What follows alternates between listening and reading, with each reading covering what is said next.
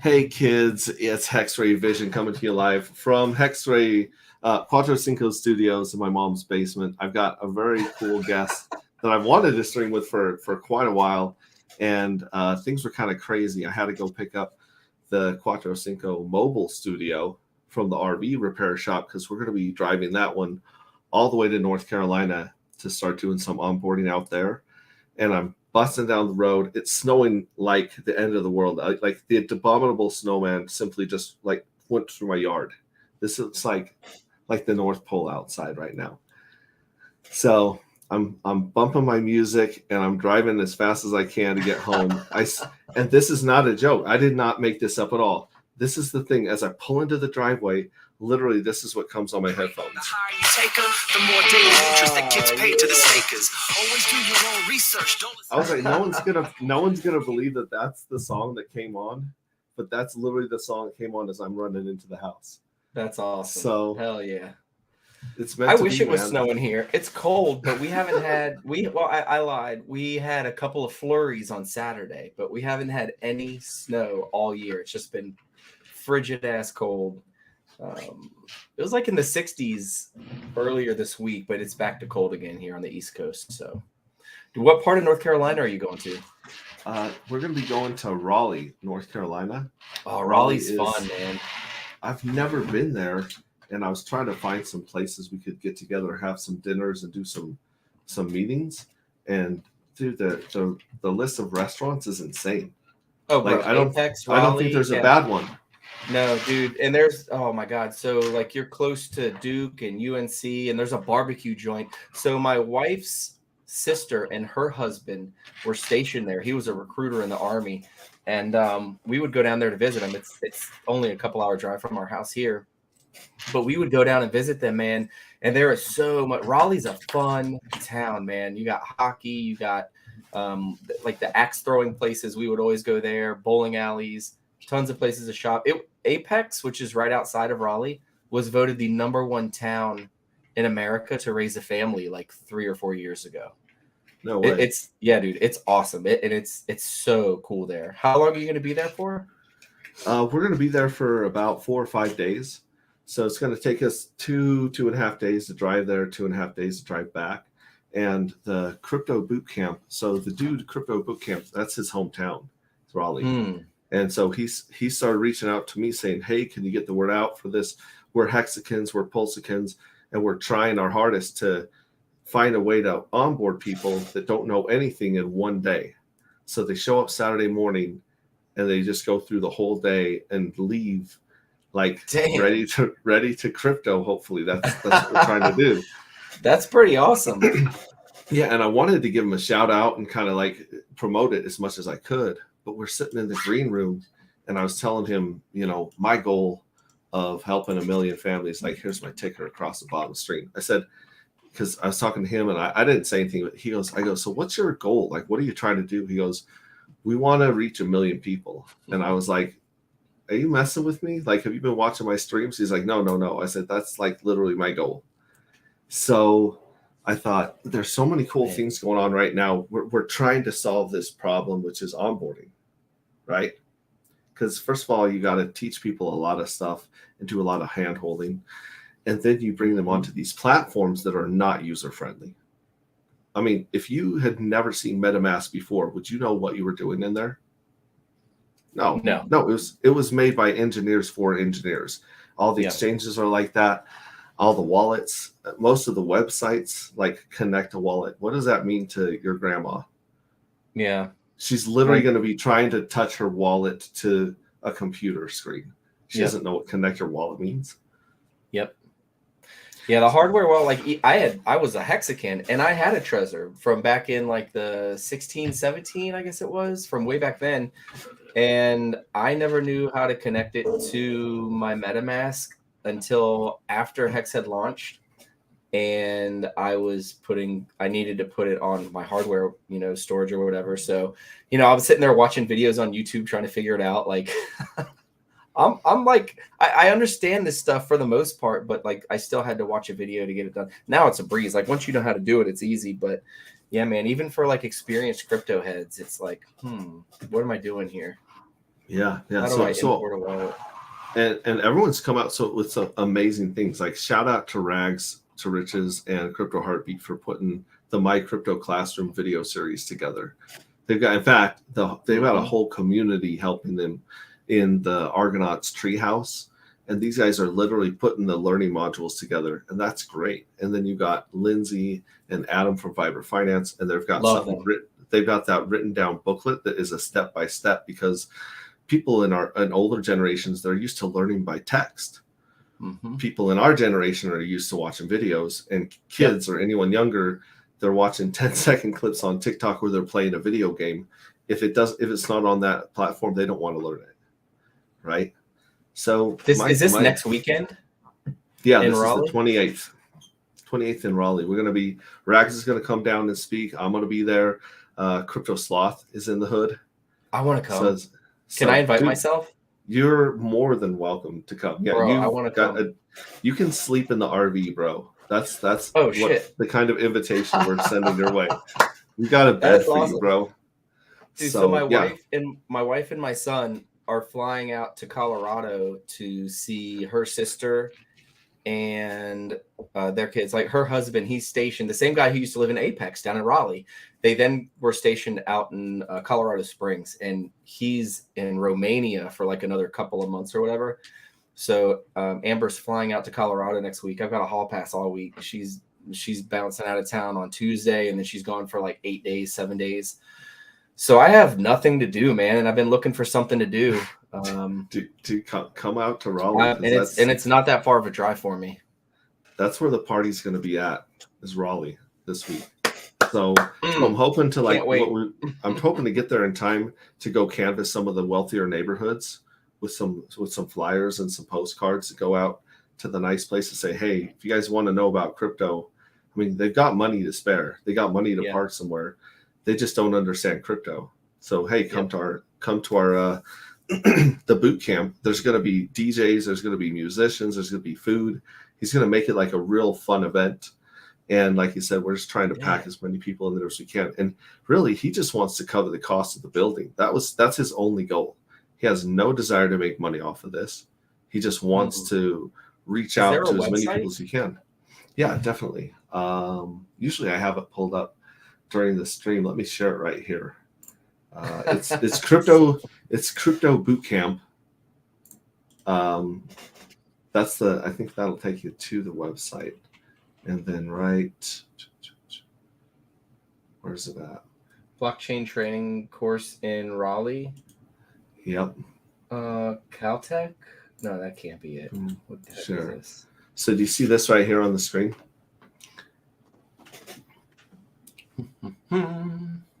Blockchain training allegiance.com? Yeah, nope. That's not cryptobootcamp.net.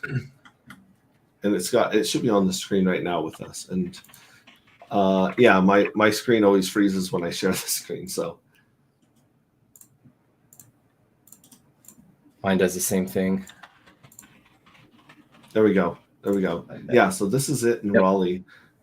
So this has all the information on it. And there's a group of about five or six dudes that are all trying to put together educational materials and onboard people. None of them want to be on stream. So if you go to their YouTube, the dude Earl that's in he's really cool. This cool dude named Earl. He's the one on stream. He's the one that like pulled the short straw and is actually doing like the voicing and the videos. But none of them want to like get on stream. But Holy cow. Like a really cool dude. Really cool group that we want to go out there and, basically, because like I said, we've got, and then Crypto Coffee's got his insanely good course. I'm on his Patreon and seeing the new stuff that he's putting out for the upgraded course. It's insane. But the two problems that we have in crypto are number one, there's got to be one place that everyone can go, like just one place, one website, one YouTube.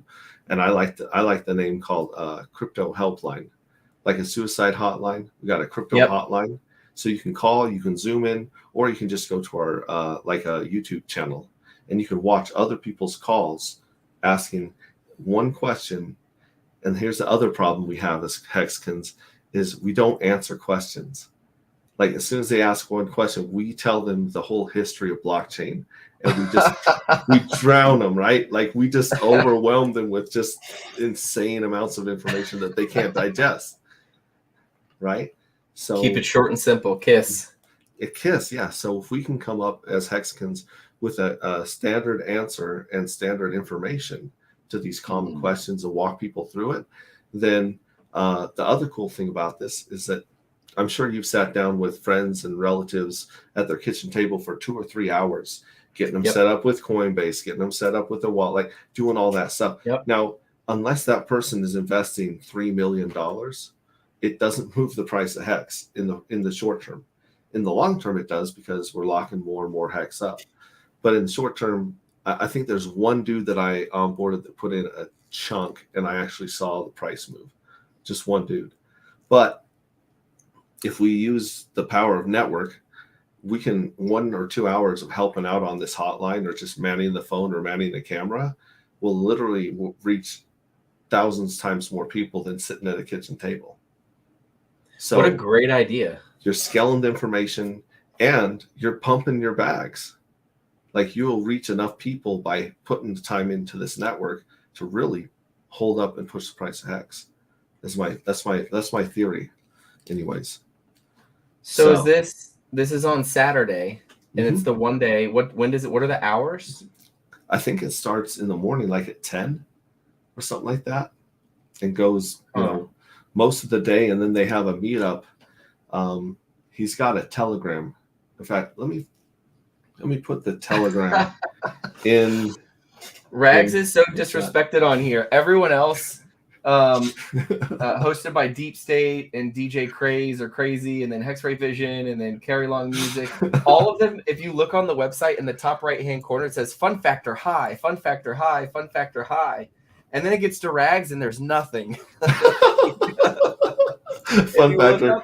Rags has no fun factor on it. Shit. Oh my God. Oh, that's so funny. But isn't that what he would like? Like he says, do don't not like, have fun. Do not comment. Put my fun factor at negative. Like tell people that they're gonna just hate this when I get up on stage. Do not come to hear me speak to learn nothing, and do not have fun. I will only respect you if you walk out of the room when I take the stage. Oh my God, that's so funny, bro. Dude, this is awesome. Do you know how many tickets he sold? I really don't. I know that he started trying to sell like 100 tickets at $200 to cover the price of the area or whatever. What's going on? Oh, you got a mute. Yeah, give me 1 second. Axis just called me. I don't know what he needs. Hold on 1 second. That's fine. In the meantime, I'm gonna holler at these people in stream. We got Red Squirrel, Oi Oi Pops. What's up, Robot Squirrel? David Lee, hey fam, don't forget to hit the like and pick up your wrench at the door. That's funny. Yes, thank you, David Lee. Michael Light, what's up? Michael Light, hurry up. I feel threatened by Freddie's pick. Yeah, if you look at the quick thumbnail that I posted up there, it's Freddie on like the Furu's eulogy. Postponed? No, we're just late. We're just late, man. We're just trying to catch up. And then Academic said, what's up? Swizzle Sticks, Freddie calls Big Spoon. That's true. Francis Pals in the house. What's going on? Animated graphics on the website. That's how you know it's legit. Yeah, that is legit. I appreciate Up and to the right too. They're like the proper graphics for the Hex and Pulse Chain community. Totally. Academaciated, which is a difficult name to say. I find that if I explain what our fiat dollar really is, people can then somewhat understand the value of crypto, as anything less than bartering is really the world of make-believe. I feel like the easiest way to onboard people into crypto is explaining to them how the dollar works and the Fed. And, it's really just a private bank loaning money to our government at interest. And our government just is allowed to borrow however much they want, essentially, just to continue to print money and inflate the dollar and devalue. Like once people understand how money works, they're like, holy F, why am I not in crypto? Yeah, our made up internet money is better than their made up internet money. Yep. as Ari says. Good to see a hex huddle in the house. And I wrote that down. I like that as the beginning. And actually, that's the first video of Rags and Heartbeats. And my crypto classroom is, how does our money even work? Like, how did we get here? Because that does explain. And that's also the beginning of Mark Wilde's book about Richard Hart. That's on Amazon. First 2 chapters are, this is the history of money, and that's how we got here. So you guys are all on the same page when it comes to that.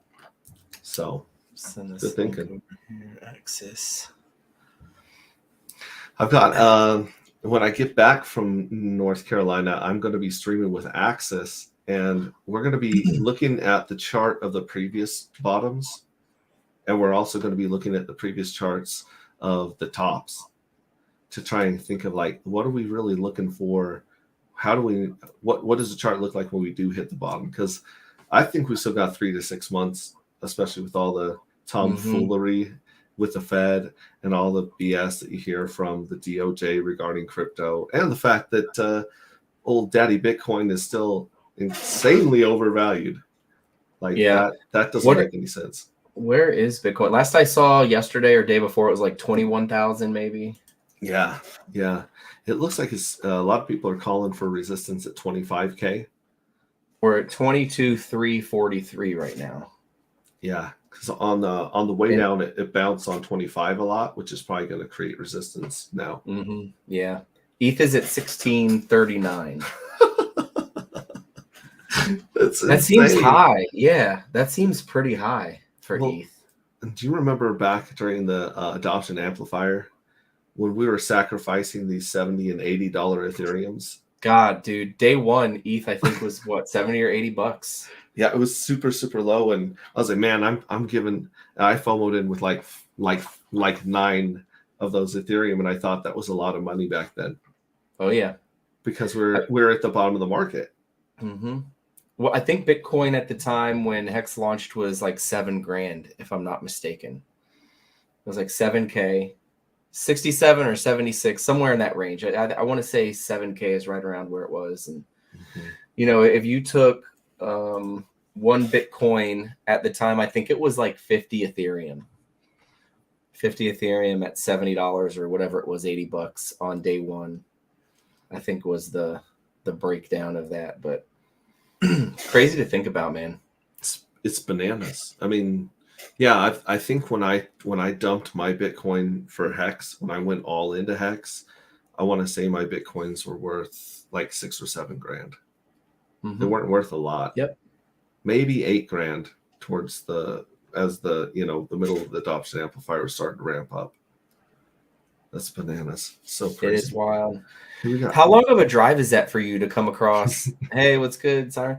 How long is it going to take you to get from there to North Carolina? A couple days? It's 33 hours if I take 70. Okay. But if there's nasty storms, I'm going to duck south. Go south, yeah. Go south. So that might add another 5 or 8 hours. I mean, I don't know. We got three guys in the RV that can all drive. So, and I used to be a truck driver, so like I can just pedal down and eat miles like nobody's business. Yeah. It always kind of scares people when they go to the back of the RV and like 12 or 13 hours later they come back up and like, what the hell are you still doing? How the fuck did we get to New Jersey? Yeah, seriously, they're like, what state are we in? Oh my god. That's so funny. I'm like, I don't mess with. And the other thing was like when I drove truck, their governors were set at like 65, 71 miles an hour. So you could never get around anyone. You were just basically stuck in place. It was maddening. And dude, I can punch that RV at like 86 miles an hour. Just boom. And I put a new suspension on it. So that thing flies. It's like a Cadillac. It just floats down the road. Well, that's the funny thing. Like we bought this expensive one and we thought it would feel like a Cadillac, but it felt like a trampoline and a skateboard. That thing sucked so hard as a brand new one. It's like a 2022. And so we went online because it was also like this far from the ground. Like some of it was like real close to the ground. So we didn't dare want to take it off road and stuff. And we wanted to take it to like Burning Man and out into the desert. So we found this video on YouTube, and these guys in California are like, hey, look, we lifted this up. We put a brand new suspension on it. And it was like, that's beautiful. So we literally went to the same place that they made the video in California during Hex's birthday party and put the whole new thing on there. In fact, they have a little YouTube short with the RV, but they don't show the Hex Ray Vision, the Hex stickers on it. Pissed me off. I was like, come on, guys. Yeah, show those Hex stickers. But I also shot a video of the process, so mine has plenty of Hex stuff going on. It's funny, man. Matt Phoenix, I think it was Matt Phoenix, but he had a girl come to the penthouse party in September in Vegas, and like she took these videos, and she was supposed to do like a Hex penthouse party themed video, and then she went through and did the whole thing because it was the Playboy penthouse. She did the whole thing on Playboy and didn't once mention Hex or anything. I was like, oh, this is kind of useless. Like, how are we going to use this? But, it was cool that she did that, but I wish she would have put more Hex in the video. Yeah, for sure. For sure. We got Belly the Hexagon hanging out. We've got Wild S says, I wonder if anyone wants a caravan to Florida for the Hex cruise. Are you guys coming on the Hex cruise? I really, really want to go on the Hex cruise, but I don't want to fly all my kids out to Florida and take them with me. The whole point of taking my kids on a Hex cruise is to show them that I actually have friends. Because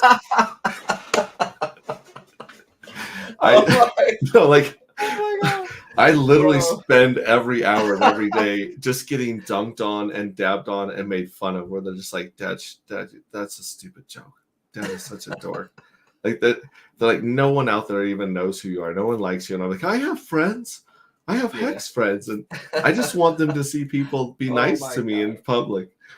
But at the same time, I don't know where I'm going to be at that time putting together our stuff, because along with the crypto project I'm working on, we're building an entire backstory for it, like a book. Like I'm literally writing a full fiction book about the characters that are in the game.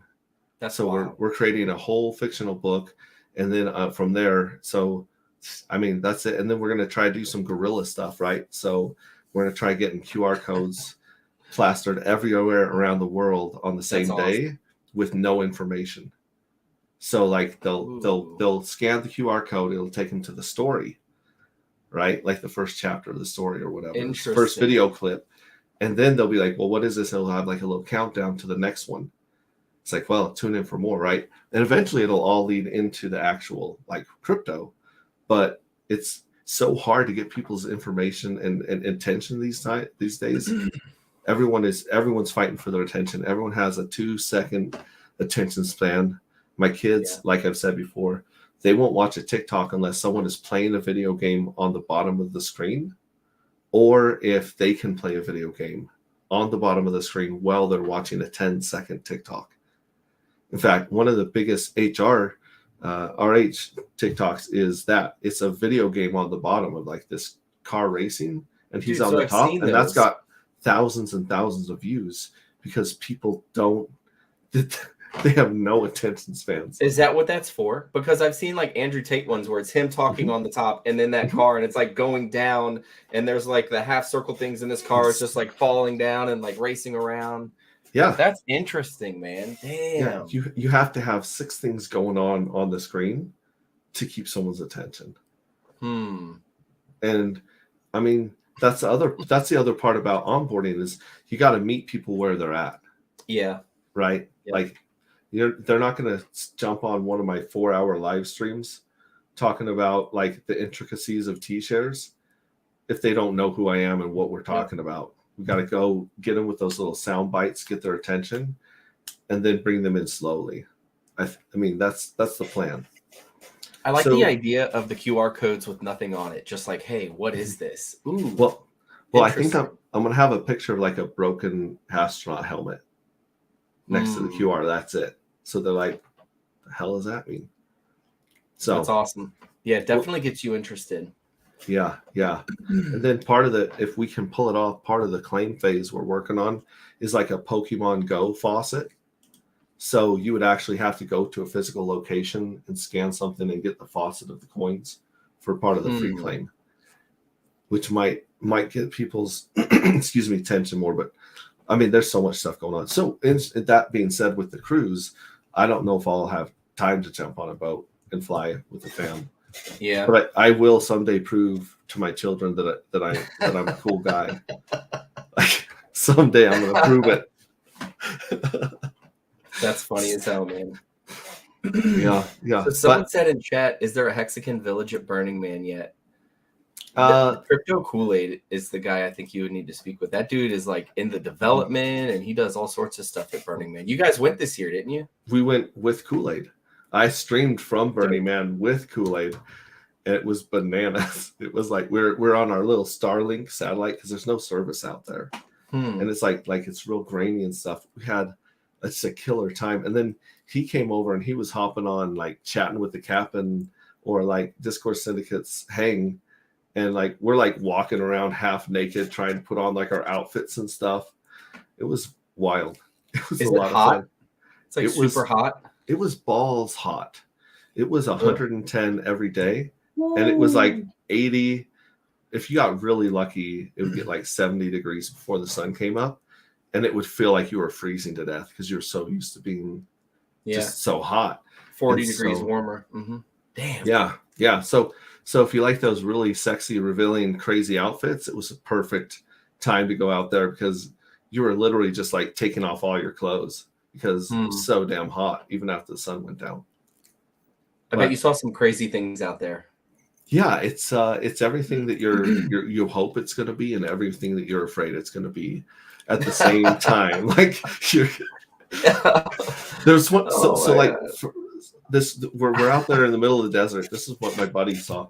So we're walking there. This chick comes riding by on her bike, and her handlebars are on fire. Like the whole thing's on fire. And she's just riding along like nothing's wrong. We don't know what the hell we saw. We did see fire. We don't know how she pulled it off, right? Because it was gone. You don't have time to pull out your phone and take a pic. It's just gone. But people spend years building costumes and art. Like she could have very easily built a way to hold on to the handles and had fake hands up there on flames. That's what we're thinking. Damn. But people that have nothing to do with art, people that just go there will spend years perfecting stuff like that just to go out and blow each other's minds. And then the music is insane times a trillion. Like the stages. Well, they've got like sound stages set up everywhere with lasers and giant tanks of propane where they're doing balls of fire 80 feet in the air all night long. And the bass just like shakes the hair on your body. That's awesome. They also have art cars, which are buses, like triple stacked buses that are just speakers and a DJ on top. And so they go out into the desert and everyone follows them. You can see it on my video on Burning Man, but thousands of people are on their bikes, lit up bikes, following these people miles out into the desert. And then they park and they just start a party right there. It's insane. It's a once in a lifetime opportunity and experience. Does somebody own the land that this is on, or is it just out in the middle of nowhere? No, the place is called Black Rock City, and it's kind of like federal land. It's just a giant salt flat. Okay. With nothing that lives for like the whole salt flat is miles and miles across. Like you can just go out there, walk for days, and just get lost. Is this where they do like the speed trials for like rocket cars and stuff like that? I always hear about that on the salt flats out there. Yeah, that one's in Utah in the Bonneville salt flats. So the Bonneville salt flats are closer to civilization, and this one you've got to go way past like Reno and there's another there's a town called Fernley, Nevada that you kind of go through and out there. So, but it's clear out there. Unfortunately, we got stuck in line 16 hours going in and 18 hours going out. Oh, so this is what we're going to Elon Musk it next time, because like all the stars go out there, but they fly in. So they create an airport out of nothing. Like they create a airport for a week, and so you can fly in at night and then fly back out to Reno. And so private jet. private jet or little airplanes. We actually have a lot of pilots in the Hexagon community Hell yeah. that we've met at the parties. So we're going to try to take one of their 6 or 8 people ones in. I'll send my buddy up, and he'll actually drive the RV and set up camp. And they call that plug and play, which is what the snobs do. But there's no point in sitting in an RV or a car for 18 hours. No. Like that. I think you guys came straight there to Vegas. Right? For the meetup in 18 hours. Good God. And you're just sitting there? Yeah, you're just sitting there. Like creeping along, like bumper to bumper traffic? Yeah, they call them pulses. So they take like all these different, like, because 50 to 80,000 people are trying to exit at the same time. And if they were smart, they would just, open up all the roads and create a bunch of places for them to go to get back to the freeway. But they cut it all down to one lane. Oh my God. I can't understand why, unless they're just complete morons. They say it's for safety. They say it's like in case someone loses a kid, but it's like, dude, you guys have radios. Just use the radio if someone's missing a kid. I don't care. I'm not taking my kids out there. Are there a lot of kids there? Yeah, there's quite a few families that go out there and burn as families. And that's actually in the whole festival thing. So yeah, it's bananas, but that's why. I don't know. It's kind of dorky. They have another festival that's called Renegade. And Renegade is the anarchist version of Burning Man. So you go out there around the same time. It happened directly after Burning Man, and it was just a mile up the road. And I went to that one the first year that I retired. I went to that one because Burning Man wasn't going because of the vid. So they shut it down, and we went out to that one. And that one was amazing because a lot of the same art cars, a lot of the same people all come out and party. There's no lines, there's no tickets, there's no gates. You just show up and have an awesome. And yeah, there was like over 10,000 people the last night of that one. They had giant drone shows, thousands of drones in the sky, people that set up giant tents and parties for that. It was. I liked it a lot. How far is this from Area 51? Well, I think Area 51's down in New Mexico. Okay. So I thought it was in Nevada. Maybe. Yeah, no. Yeah. They a lot of the flights that go to Area 51 leave from Nellis Air Force Base in Las Vegas. Okay. So maybe that's why you're thinking that it's in Vegas or Nevada. But yeah, it's really not far from Reno. So most people fly into Reno, and then they either take a limo or some bus out to this place, or they fly from Reno to Black Rock City for Burning Man. Do they have like big name bands and artists perform there? Yeah. You'll have people just show up. Who was it the one night we showed up? Because it's Troll City. Like every Hexagon it's like Twitter in real life, because there'll be a rumor that just starts going around. They're like, okay, Limp Bizkit is going to show up over here. Daft Punk's going to show up over here. And half the time it really is them. Like you show up and it's like, who was the one guy? Diplo showed up at a bunch of places. And you're just in a tent with Diplo and like a whole bunch of crazy people or whatnot. And then you go down a couple blocks and they're giving away free grilled cheese 24 hours a day. That's awesome. Like it's everything. It's just the craziest idea. It's not sustainable at all. But there is a lot of trolls where they'll send you on some wild goose chase just for giggles, for laughs. Yeah. Interesting, man. That's so wild, yeah. Dude. Take everything with a grain of salt, and then everyone is on their own schedule. A lot of people are on substances, so if you're like, hey, we're all going to meet here at this time, for sure you're not going to meet there at that time. Like any plans you make are just swept away in the dust. It's bananas, dude. It's so much fun though. But going back to Kool-Aid and Cosmic Cowboy, they're in a big camp called Camp Mystic, and Camp Mystic threw some of the craziest parties while we were there. They had like shows and dances. They had an all white party where everyone was dressed in white, showing up there. It was insane.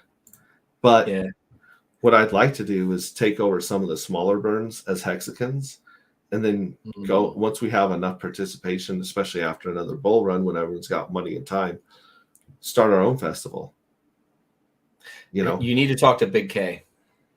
Big K. Yeah, he's like, I don't want to say too much, but just talk to Big K. He used to do that. That was his job. He coordinated music festivals. Yeah. And he knows fucking everybody. Like anything that needs to be done.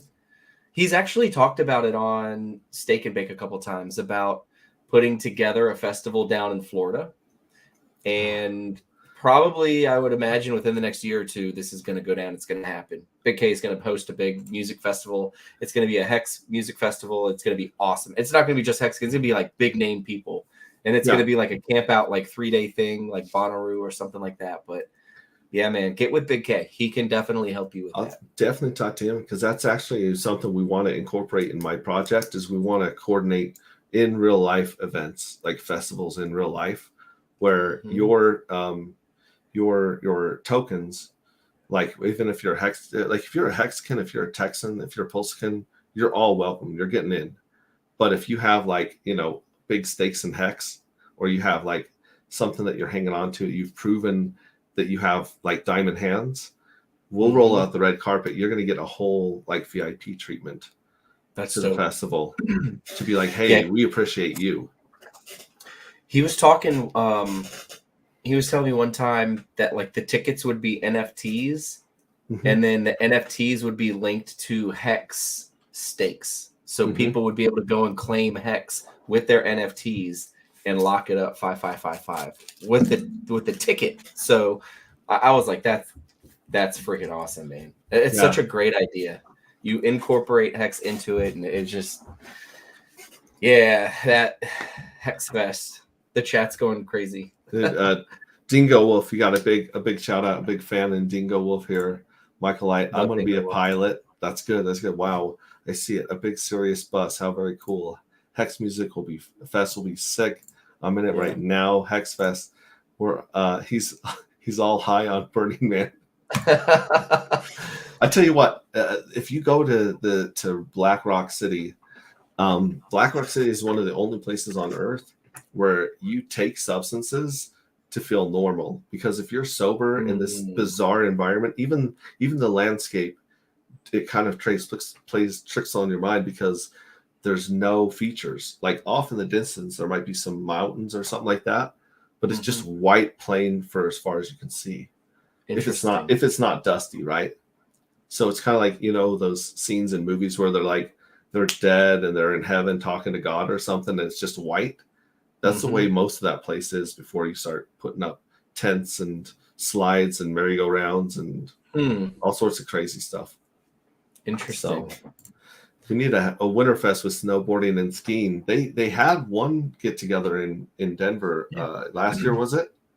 I think they're doing it again this year. Yeah, that's for the people like snow. I think Miguel is the one who's putting that together. I think you can get in contact with Kinetics, because he always goes to that. So if anyone wanted to do the Snowfest, Kinetics could probably direct you in the point you in the right direction. Yeah. Or Expensive Taste. I think they're going out there. Now, that might be actually coming up in the next couple of weeks. We'll have to check on that. Do you? Where would they post that? Just on Twitter? Or do they there have is a Telegram. Yeah, there's a public Telegram. Let me see if ski group or something. Let me search Hex Ski.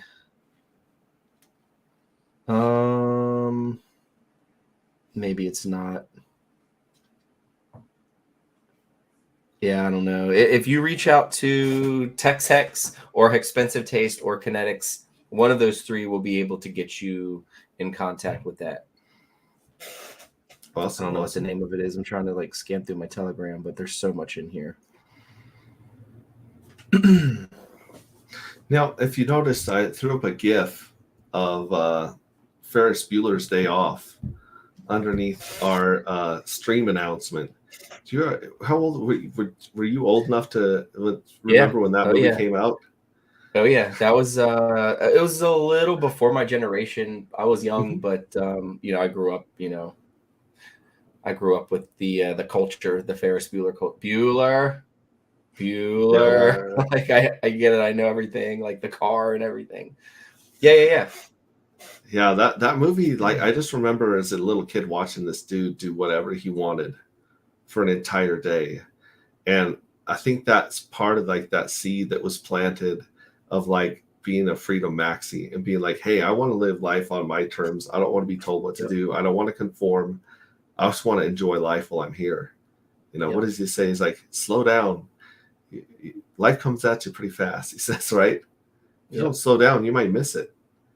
I mean, and there's a lot of times in my life where I was so stressed out working jobs and worrying about surviving. I look back and it's like a blur, right? It's like almost like a chunk of life is missing during those years. So, Yeah, it's been crazy, man. Like we retired just over a year ago in December of last year, 21. So like a year and a month ago, 2 months ago. And we took all of last year and just traveled. We slowed down and we said, okay, well, what do we want to do? And we just kind of planned it out. And that's exactly what we did.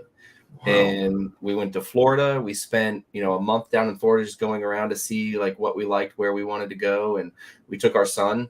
He was 2.5 at the time.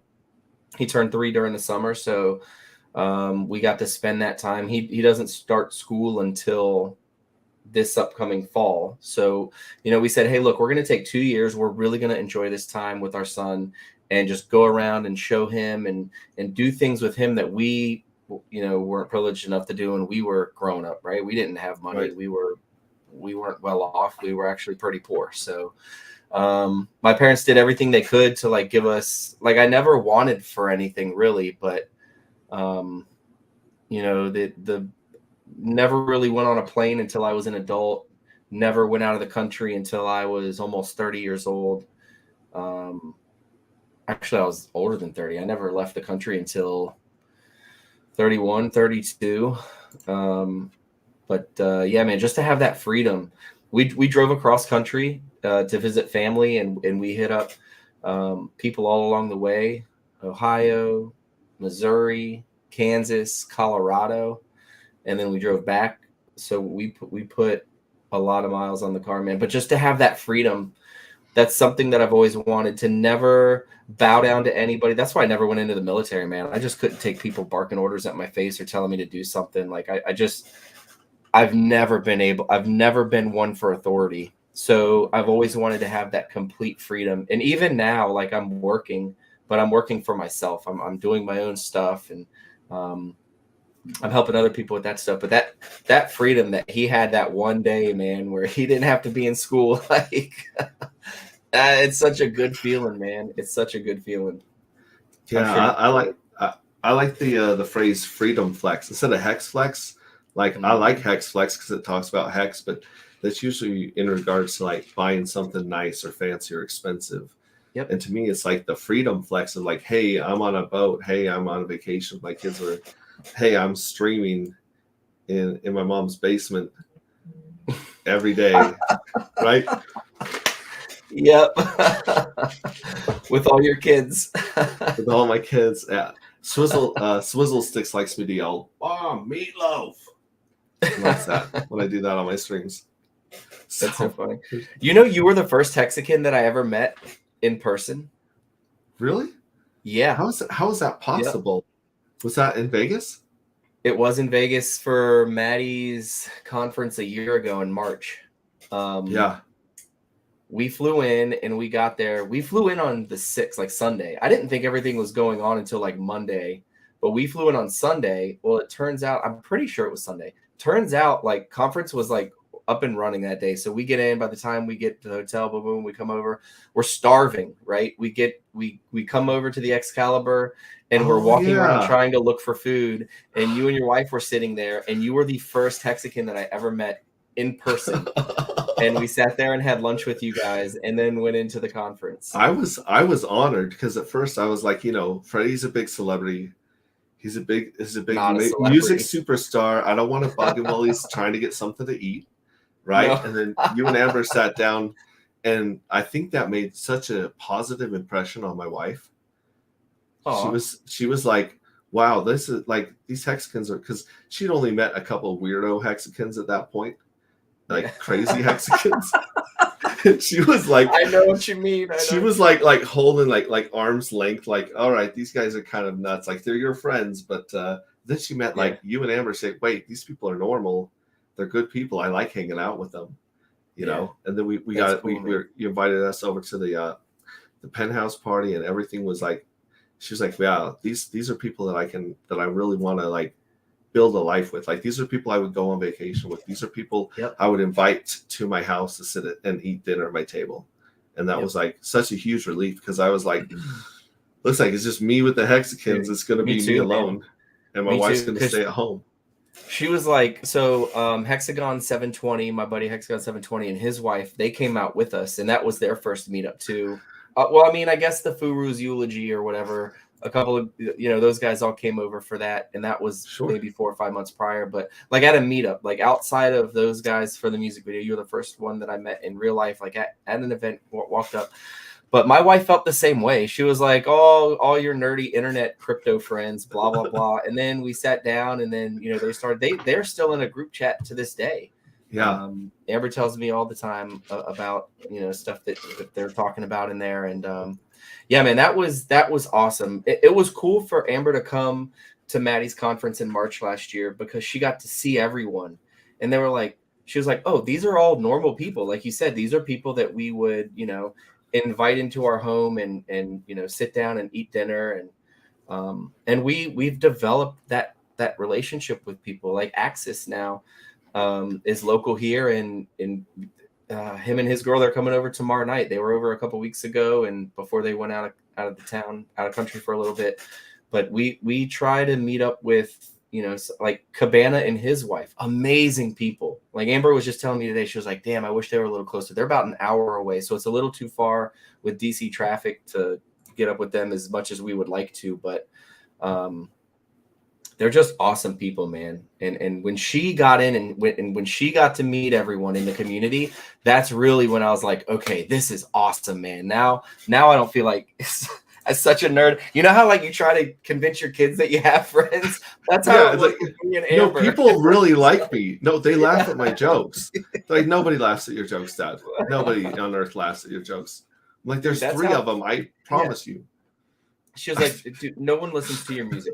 I'm like, cool, thanks, babe, appreciate it. And then we got there, and she was like, oh my gosh, this is crazy. People actually think you're cool. And I was like, thanks, babe.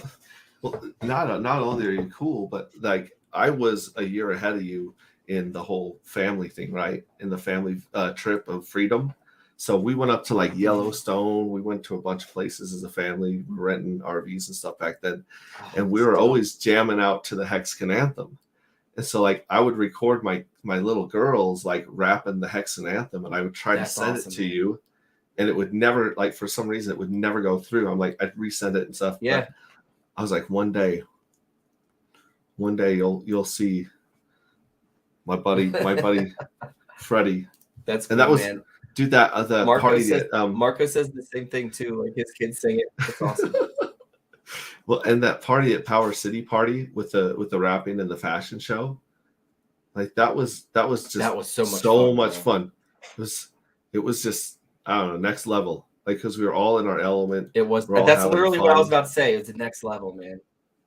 And it was so well put together, man. Like those Power City guys really hit a home run. And like just with Susan and all her clothes, and then Kay like DJing and everyone, Corey and Casey, man, like that was next level, man. It felt like it was a professional production. It was the most professional production I'd ever been a part of. It was super, super cool. Oh, one of the other people, Hex Live, man. We sat down when I got to meet. I almost slipped up. I almost said his name. I don't know if he wants his name out there. When we sat down and met Hex Live, Joe Hexotic hit me up and was like, hey, I'm not going to be there, but you need to meet up with my buddy Hex Live. He's the one who really got me into Hex. So I got his info. I hit him up. We went out to breakfast one morning, and it was Amber and I, and then Hexagon 720, and then Hex Live.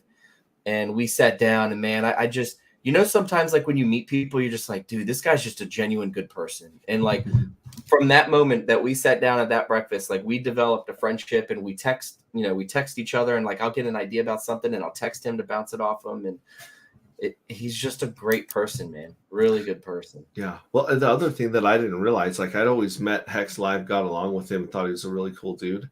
And then I was trying to talk to Gerardo about Mintra. I was trying to get the inside scoop and build some relationships with them.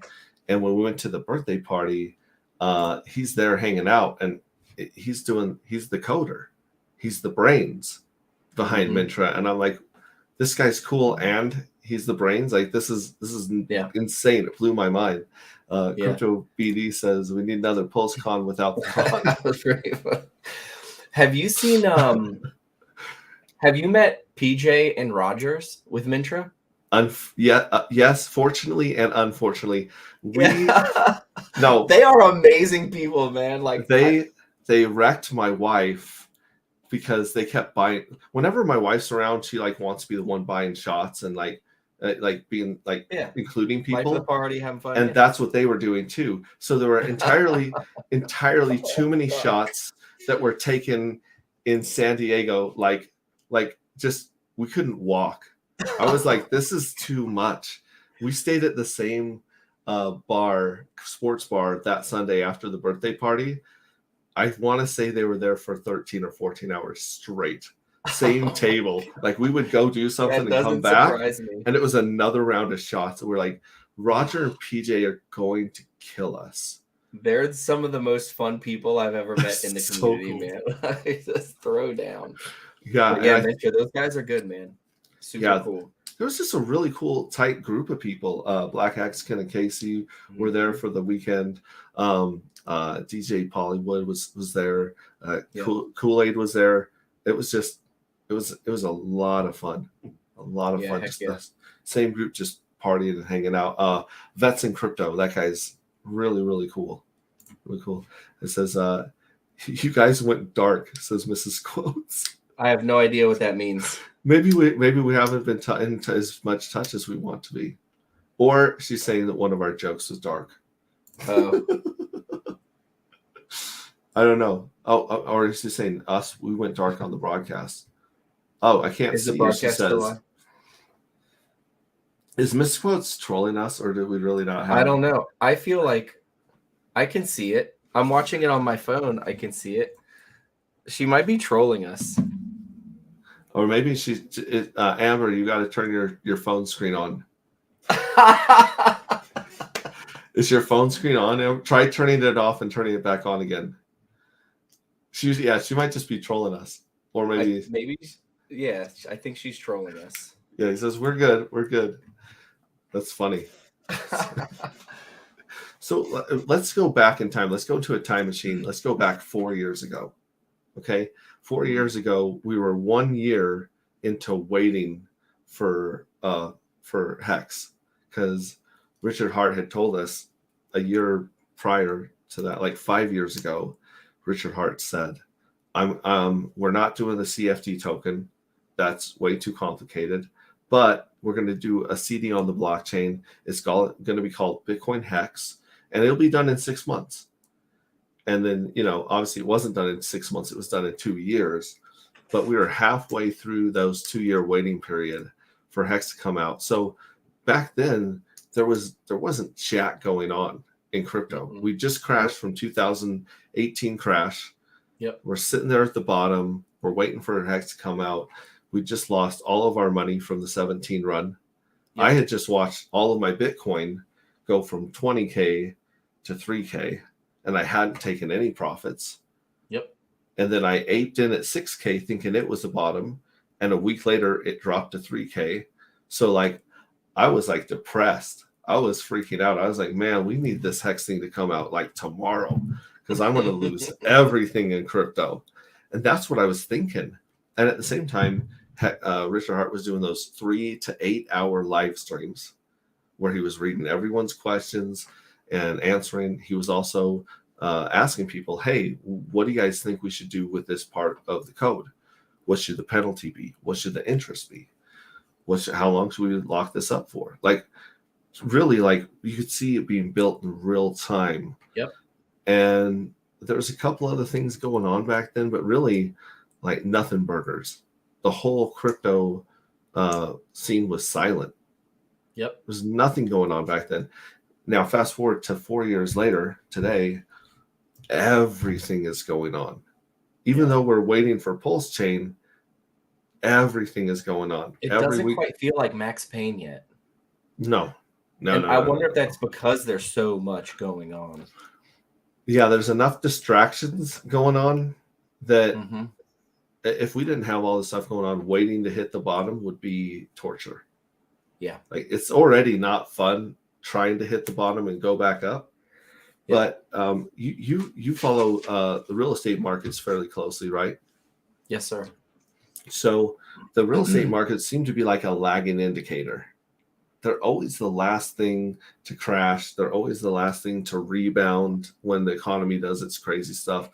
And crypto and stocks are like the leading indicator. They're like right behind price. Yep. Right. So price is the fastest indicator, and crypto and stocks are like right behind it. Like they announce something, price crashes, and then everything crashes. So it's frustrating, man. Like, we had a realtor down in the Outer Banks in North Carolina back in 2020, which she's been sending us stuff for 3 years now. And we made an offer on a property, but we got outbid. And that's right when things were going haywire, 19 into 20. And the price was cheaper then than it is now still. And I'm like, how has real estate, I mean, interest rates, they've come down a little bit, but dude, we hit like what, 8%? Some places 9%. Yeah, iPhones are terrible. I will never own an iPhone. But they were like 8%, and we have that debate all the time in this house. But interest rates have come back down. Mrs. Quotes is an iPhone. Mm-hmm. Hexway Chick is an iPhone, and I'm Android. That is literally almost we've almost divorced 3 times over phones. Yeah, in our same house. here. Yep. So we're waiting for Elon to come out with the Tesla phone. He's teased it before, like all encrypted, like no matter what user agreement you sign, like you can go in and turn off certain things, so apps that you use do not have access to all this stuff. That'd be perfect. Encrypted end to end, like it's crazy, dude. He's kind of teased it at times in different posts on Twitter, and I wish that he would. Maybe they're waiting for Starlink to get done. Maybe it would piggyback on Starlink. I don't know what type of service it would have, but I digress.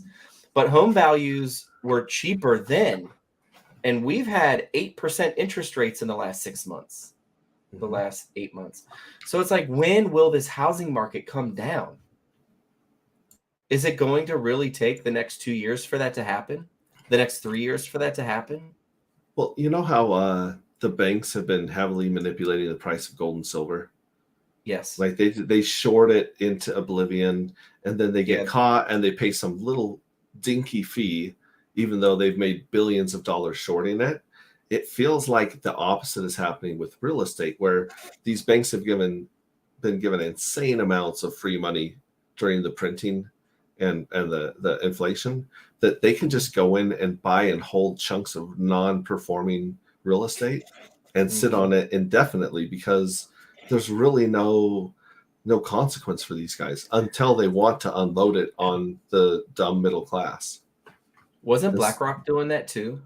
Like they were just going into neighborhoods and it didn't matter. They were overpaying for homes. I know last summer there were, on my street alone, there were 4 homes on my street, and there was like 12 homes on my street. 4 of them were up for sale, maybe 15. 4 of them went up for sale last summer, and 3 of them never hit the market because companies came in and just offered way over listing price. They were like, you have to take our offer right now, or we're going to back out. And the people were like, yeah, way over listing price. Of course I'm going to take that. Boom, let's go. So BlackRock was coming in and scooping up properties. Maybe they're just holding them, man. That's a good point. I feel like at some point we have to see the homes come down. We have to see some sort of crash in the home price. Yeah, I was talking with Dane, Money Talk with Dane, and Corey or Gary, Corey Gary, I think his name is. And they're actually real estate homies that are helping all the real estate guys pivot from real estate to crypto, because everyone in real estate's been watching crypto during the 21 run, and we're like, damn, they have money. Like real estate used to be the king. Yep. And it still has a lot of advantages over crypto, but there's no gains in real estate, no capital gains, big high stuff gains. If you're really lucky, you'll 2 or 3x over a matter of a couple years in real estate. Yeah. And so, I bought a home in 2015 as a short sale, so it was completely undervalued. It was like 30% undervalued when I had it appraised like 4 months later, and I sold it last summer at the peak, and I didn't even get a 2x on it. It was like, limp gains. Yeah, I'm looking back over my notes here. So Open Door and OfferPad are the ones that got soaked at the top of this market. So Open Door and OfferPad went in with a whole bunch of money trying to buy all this real estate, and then the rates shifted, and they just got taken to the cleaners. Zillow got hit pretty hard too. Zillow had some sort of program where you could go on and they would give you a quote like within like 24 to 48 hours, something like that, of your home. And then they would make a cash offer on your home and close in like a week. And they dumped a lot of money into that. And then they kind of got their hand caught in the cookie jar and had to stop. And I think they're holding a big portion of that too. Yeah. Hexiron saying corporations like BlackRock are still buying up the houses. And I think back, even when they started raising the rates, the institutional money was like 80 to 85% of the buys were banks, not people, not normal people that are going to live in it or use it as an investment. It was just institutional money. When there's demand for houses, price goes up. Who would have guessed? Thanks, Daniel. Daniel's bringing it back to like the base layer. Hey, what's up, dude? I want to say my new dinosaur I paint. You want to show me your new dinosaur? Yeah. Okay, give me a little bit. I'll be out, okay? Like, Batman. Give me 1 second. Oh, you're good. Michael Light here says the Fed has no power over supply. Crypto has magnified that fact a lot. The Fed was outdated with Bitcoin. Yeah, I guess it finally had a Bitcoin the Fed finally had an actual rival when Bitcoin came out. Bitcoin was the first money that was able to be inflated and created out of thin air that gave the Fed any run for their money. Yeah. Right. So. Yeah, it's going to be interesting to see how crypto transitions here, because we've been in a recession for a year and no one in the media has really acknowledged it, and they're finally starting to talk about it.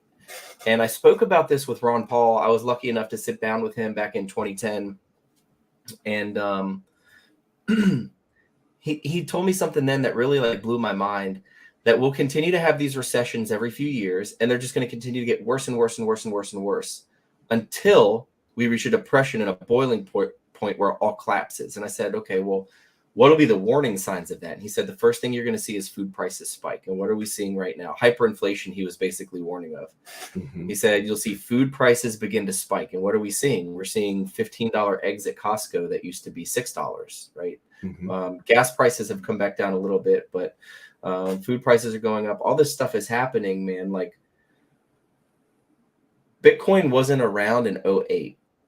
So if we have a major downfall in the economy, like the world economies and the American economy, how is crypto going to react to that? And I try to think about that. Like, is it going to handle it well? Crypto had this huge, massive run up when all this free money was getting dumped into everyone's bank accounts over the last 2 years. Like, how is crypto going to come out? Like, I would assume that it would be better than the dollar. I would think maybe people use crypto as a safe haven if we see like a currency collapse or something like that. Maybe that could cause a pump. I don't know, man. It's going to be interesting to see if we have another bull market here in the next year or two. Yeah, it's really interesting because like we were speaking before in the green room. 99.9% of crypto is used for gambling, for speculation. And that's really, as much as people want to say the stock market has like, real, like, oh, it's tied to a company with real products and blah, blah, blah. No, because there's 10,000 times more derivatives than actual stock that is actually tied to a company. So it's just an inflated, it's all a casino on steroids, right? So until people start using crypto for real, like actual stuff, like NFTs that are tied to real estate, or something that, people start putting long-term belief in, it's going to be really hard for it to fight against the dollar. It's kind of like, it's just that exaggerated whipsaw of, hey, the economy's good, let's buy some stocks and get rich. Let's buy some crypto and get rich. Oh, the economy's bad, sell everything, front run everything, and just get out, beat the next guy out the door, like a burning building. Now, if you've gone through several of these cycles like we have, then you're waiting for the panic.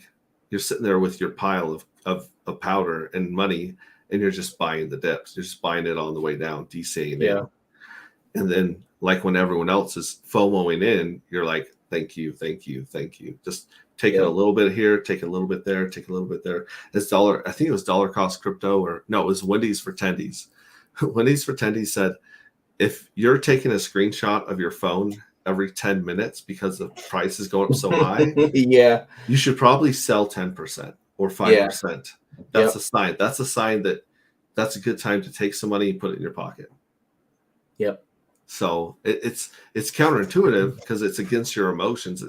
It's against your dopamine and your cortisol. You want to see number go up. Oh yeah. Yeah. Ash says, I keep an eye on lumber futures and residential building permits. It's good data to keep on. That is a really good leading indicator.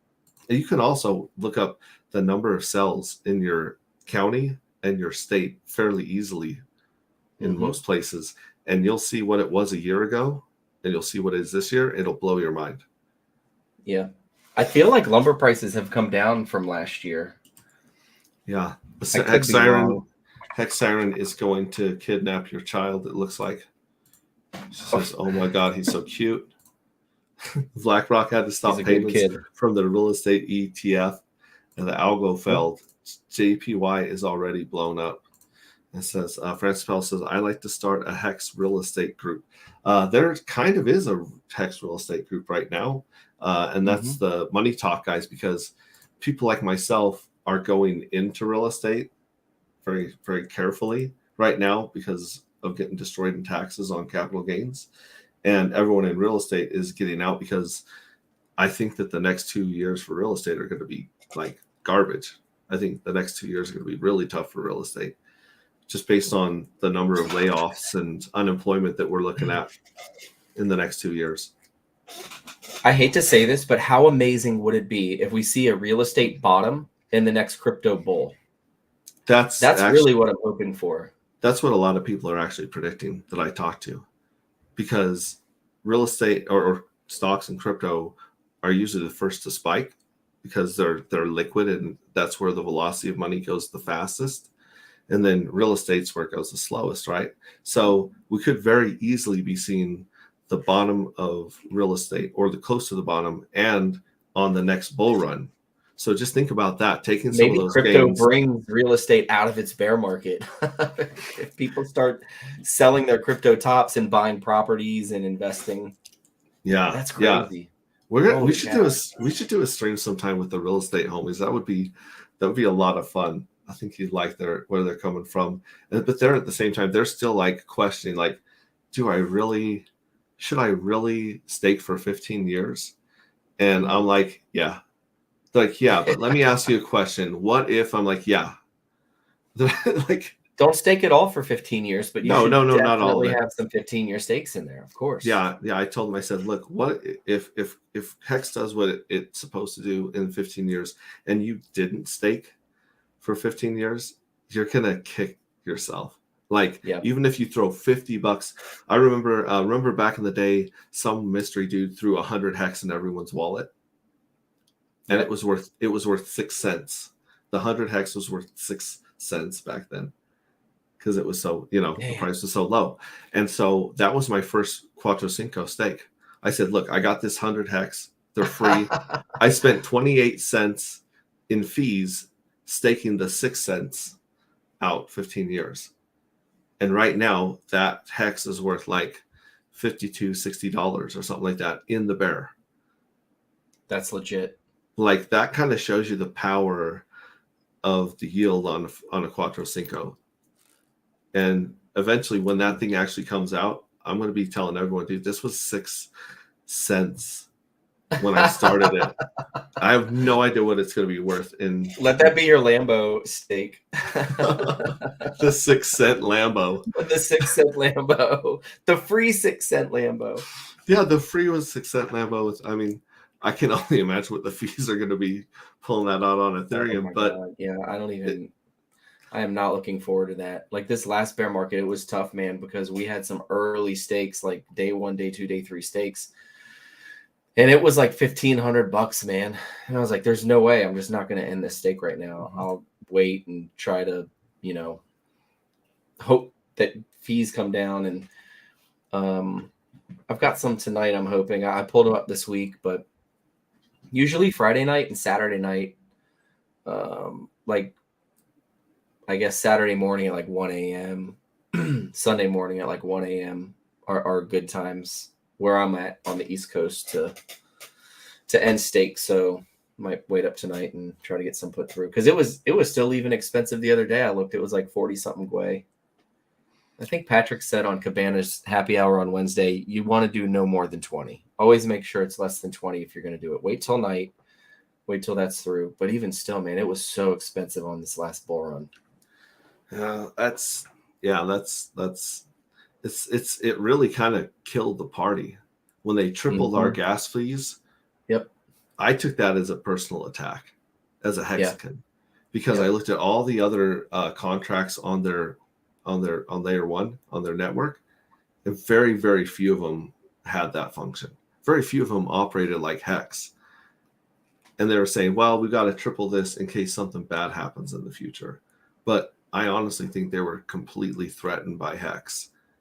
I mean, can you imagine if you're a layer 1 and you're walking around thinking you're the best, and one of your products on your network overtake you in value and usage?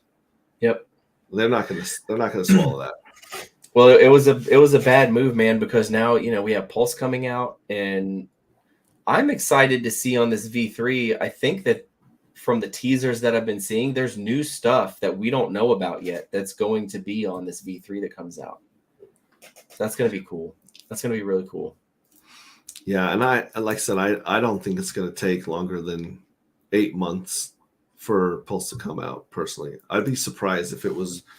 I wouldn't be surprised. I'd be surprised if it came out in the next 2 months, but I wouldn't be surprised after that at all.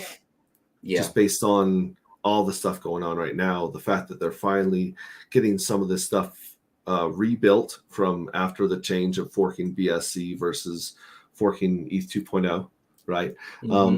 Michael Light says adoption often comes out of necessity. They have dramatically, you're right, halted their sell stalled 6 months ago in Montana. In terms of lumber prices, the price of lumber is getting insane. Yeah, lumber prices are back down to like 2019 range, which was lower than 2018. So we've come back down. There was a triple top January 11th of last year. And then again, it peaked, and we saw a double top after that in February, and then March. So March 1st last year was the peak. January, February, March, triple top, and then it's been down ever since. So we're back now. Lumber prices should be back down to, pre-vid prices, at least from what I'm seeing here. But yeah.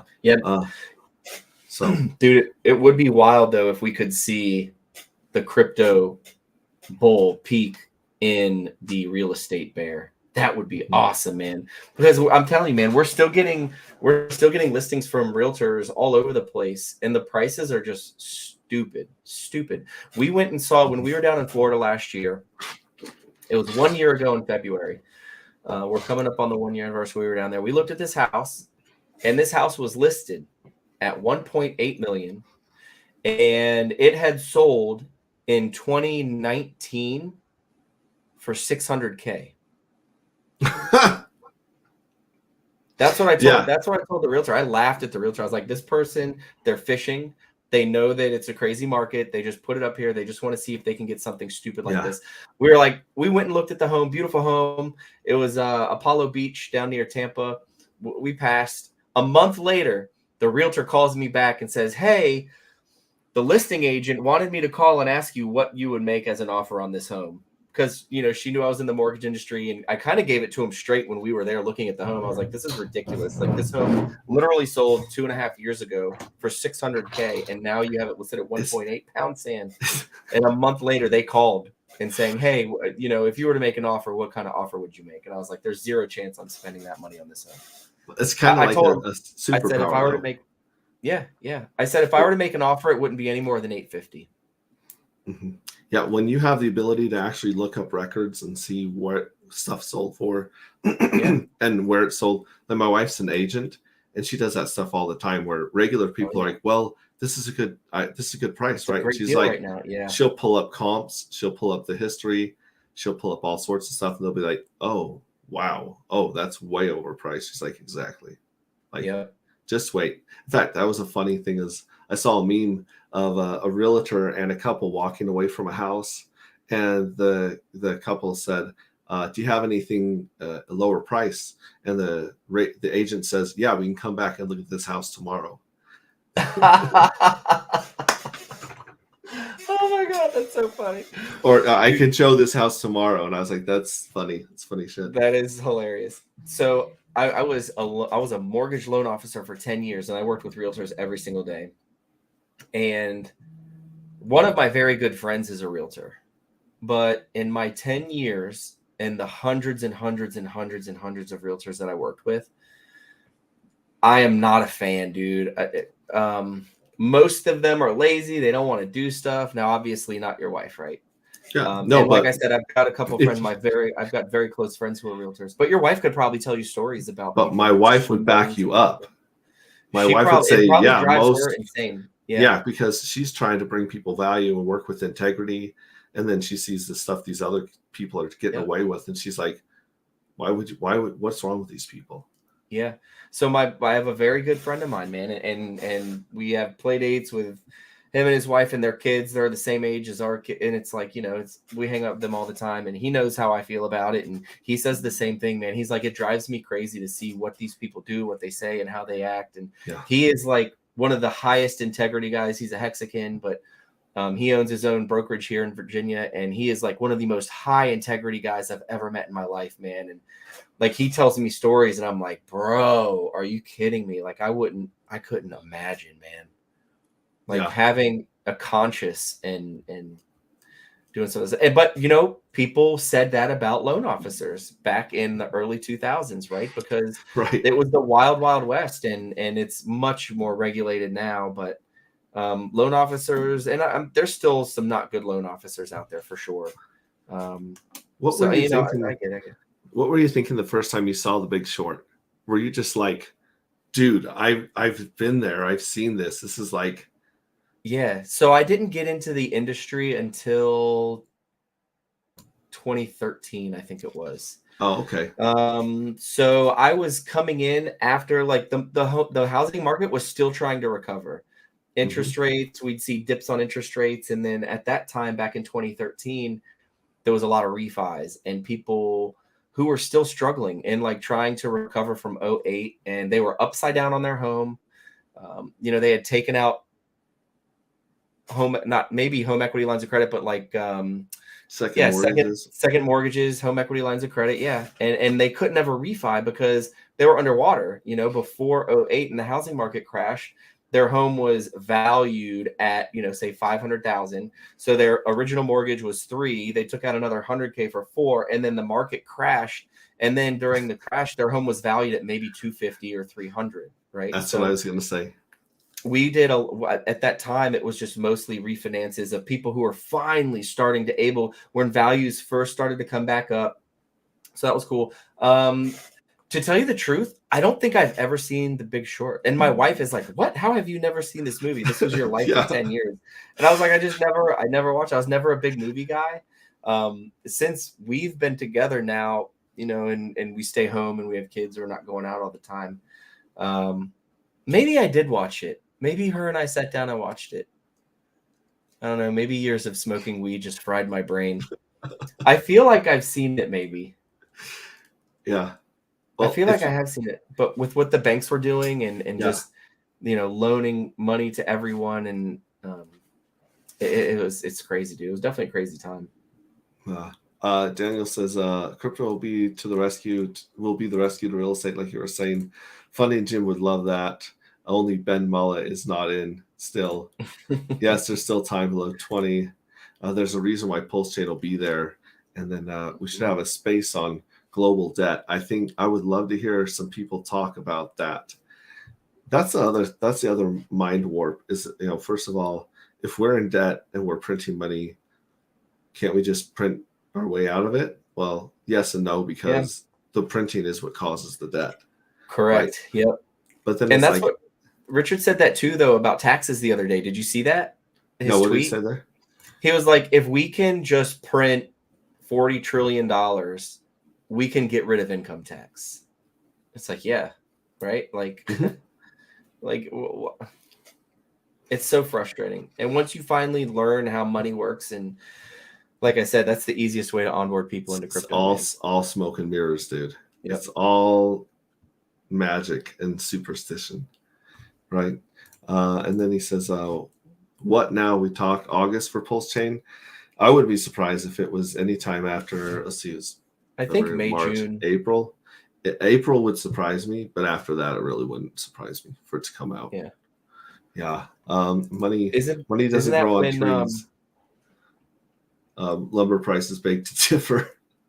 Well, it doesn't come out of thin air. Yeah, trees do. Yeah, it does kind of come out of thin air. Sunshine in time. Yeah. That was the same thing in Montana. Houses doubled 3 years. As someone with a best-selling author plaque from Amazon, as an investment realtor, I low-key loathe having to work professionally with realtors. And I'm not a fan of many of the investors either. Yeah.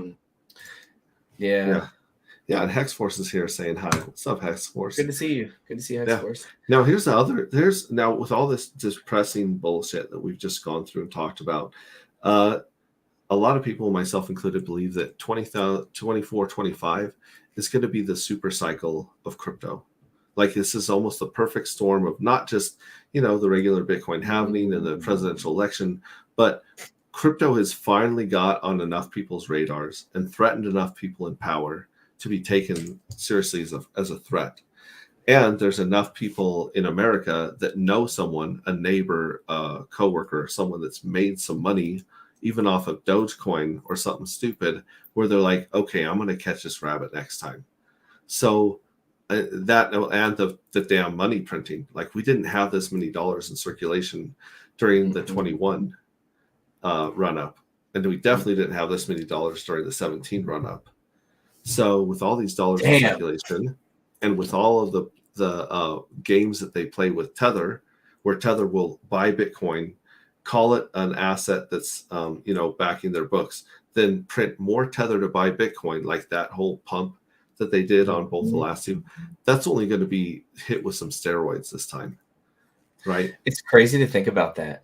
To think that crypto is starting to become so well known that the next bull run that we have, when people start to see it pump and start to FOMO, we have literally 4 times as many people FOMOing in that did in 16 or in 20.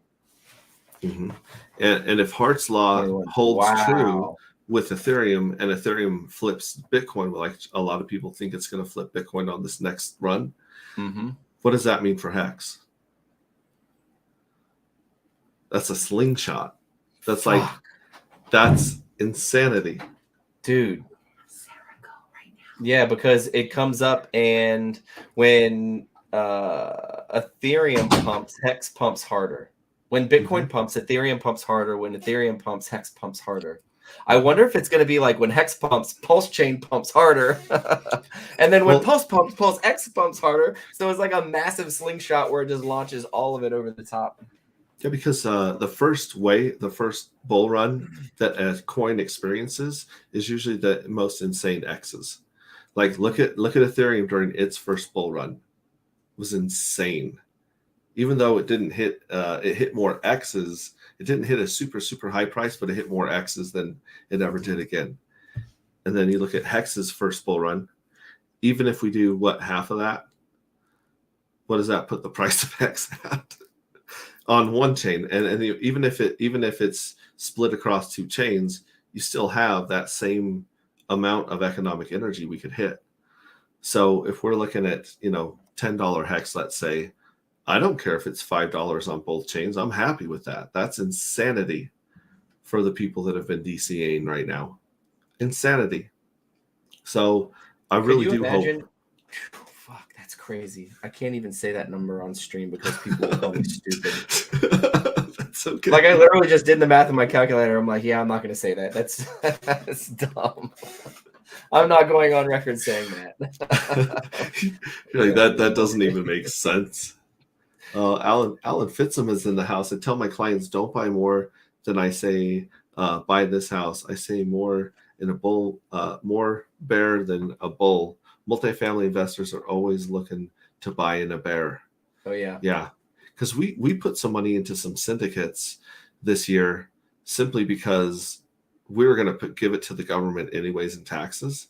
It's like, well, we might as well buy a syndicate at the top of a market than just hand this money over to psychopaths. And so, have you researched at all the state national thing? Have you heard about that? Have you done any research on that? Yeah, let me write that down. State national. There are Hexicans who have been state nationals for decades. And as a state national, you essentially change your status from a U.S. citizen. You do not renounce your citizenship. You change your status with the State Department. You receive a new passport. And you no longer fall under the jurisdiction of the IRS. So Blue Bum is actually going through this. He's already received his new passport. And essentially, it's like diplomatic immunity. You're a state citizen. You're a national of the state, not a citizen of the United States corporation. And it all has to do with jurisdiction, but you no longer pay taxes. You still have all rights under the Bill of Rights and the Constitution. And rights to travel with your U.S. passport. Your passport is classified differently. It's not a passport of a United States citizen, but a state national. It's very interesting, man. We're actually going through the process right now. I'm waiting to really talk and stream about it until we get done and we're through it. Yeah. But there are some Hexicans who were state nationals long before Hex came along that have been state nationals and haven't fallen under the jurisdiction of the IRS in decades. So it's pretty interesting. Yeah, because we spent most of this cycle hiring lawyers, accountants, all those people to kind of help us take advantage of what we can with the status we're currently at. And I think that the next cycle, stuff like this and additional passports and citizenships are 100% need that. You're kind of forced to go that direction unless you're willing to spend all your money in Washington to, do all the weird foundations and stuff that the Clintons and the really rich do. Correct. I'm not really interested in playing that game. Correct. So someone in chat said, what are the cons of being a state national? There's a few. And I would definitely say to people, it's very difficult. It's almost impossible to get a traditional mortgage. So you essentially are completely removed from all systems, the DMV, like everything. So you could be harassed if you get pulled over. There's a lot of nuances about traveling and not driving. It all checks out. You would probably have to go sit through court and this and fight that. And I wouldn't suggest anyone do it unless they have the time and the money to deal with this stuff. But once it's set up, it's pretty cool. I don't think that you can vote in federal elections, although there's one Mexican who's been a state national for a very long time, an older gentleman who I've been working with, and he's been giving me a lot of insight into this. He says that you can still vote, but I have a friend who, I guess I should say I have an acquaintance who works for a mortgage company, and he had a guy who has been a state national for 50 years, 40 years, call him, and it's almost impossible. He cannot get a mortgage because you lose your social security number. There's workarounds. Essentially what you would do is, and what you said with having multiple passports, that's really that's the ticket. That's what you want to do. You don't want to be off of the grid. You want to be on so many grids. Andrew Tate is on record saying this. You want to be on so many grids that it's almost impossible for anyone to be able to track you down. You don't hold anything in your name.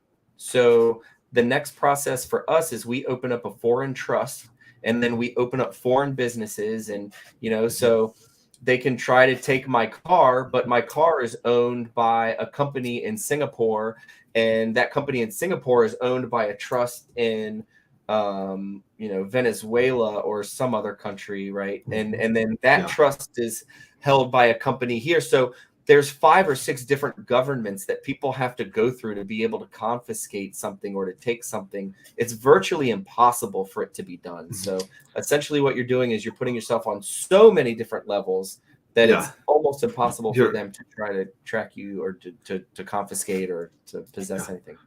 Well, and nothing is actually in your name. It's all in the business and trust names. They're all spread out. Yeah, you control things, but you don't own them in your name, right? Right. And it's usually bureaucracy is used as a weapon against the little guy. If you do have a mortgage and a regular life and some cars and debt and stuff like that, in order to fight through bureaucracy, it'll crush you. But the strategy that you're referring to, you're using the bureaucracies of many against each other. So you're kind of like turning the mirror on the laser, so to speak, right? You're like choking them with their own poison. Yep. Because if there's one thing governments are, it's lazy.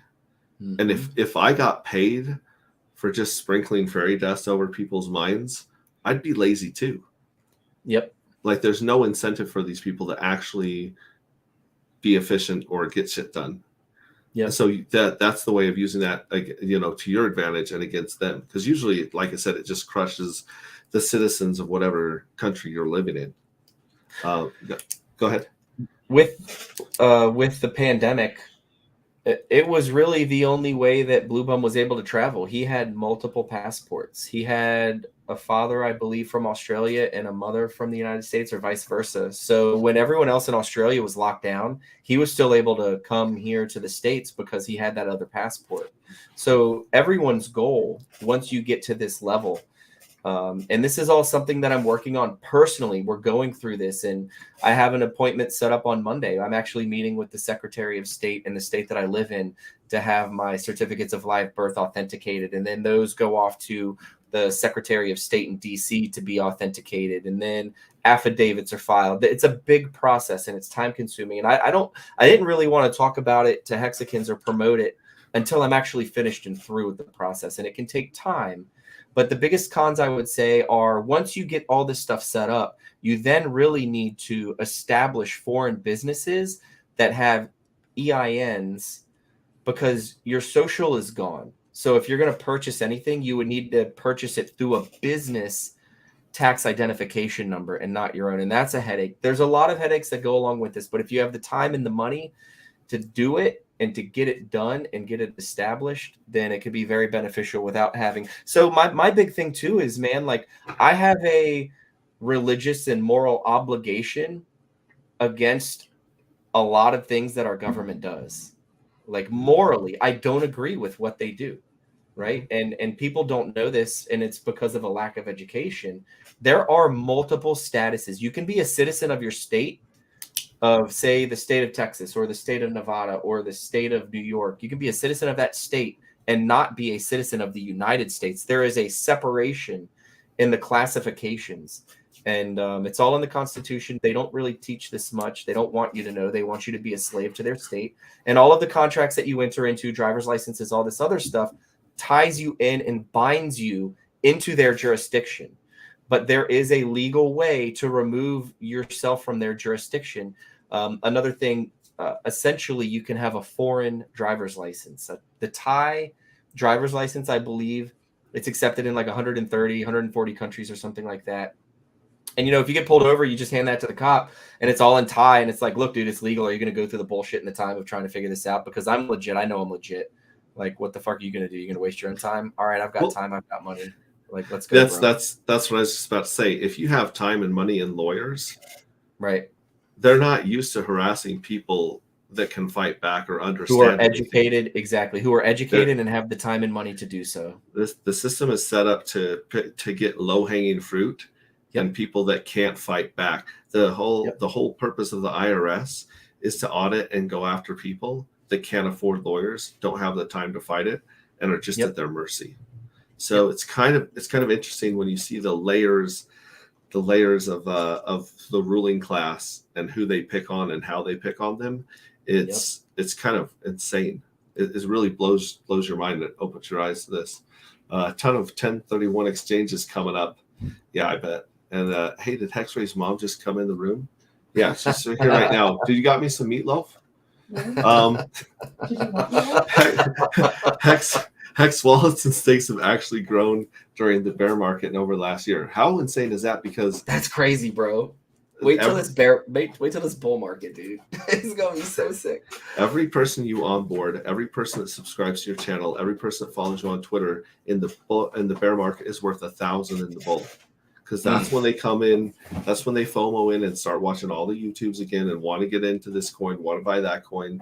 They want to set up, like, that's when Coinbase accounts go through the roof and they melt their customer service, right? And so that's pretty awesome. Samantha, late, but want to say, hey, hope everyone's doing great. Thanks, Samantha. I appreciate that.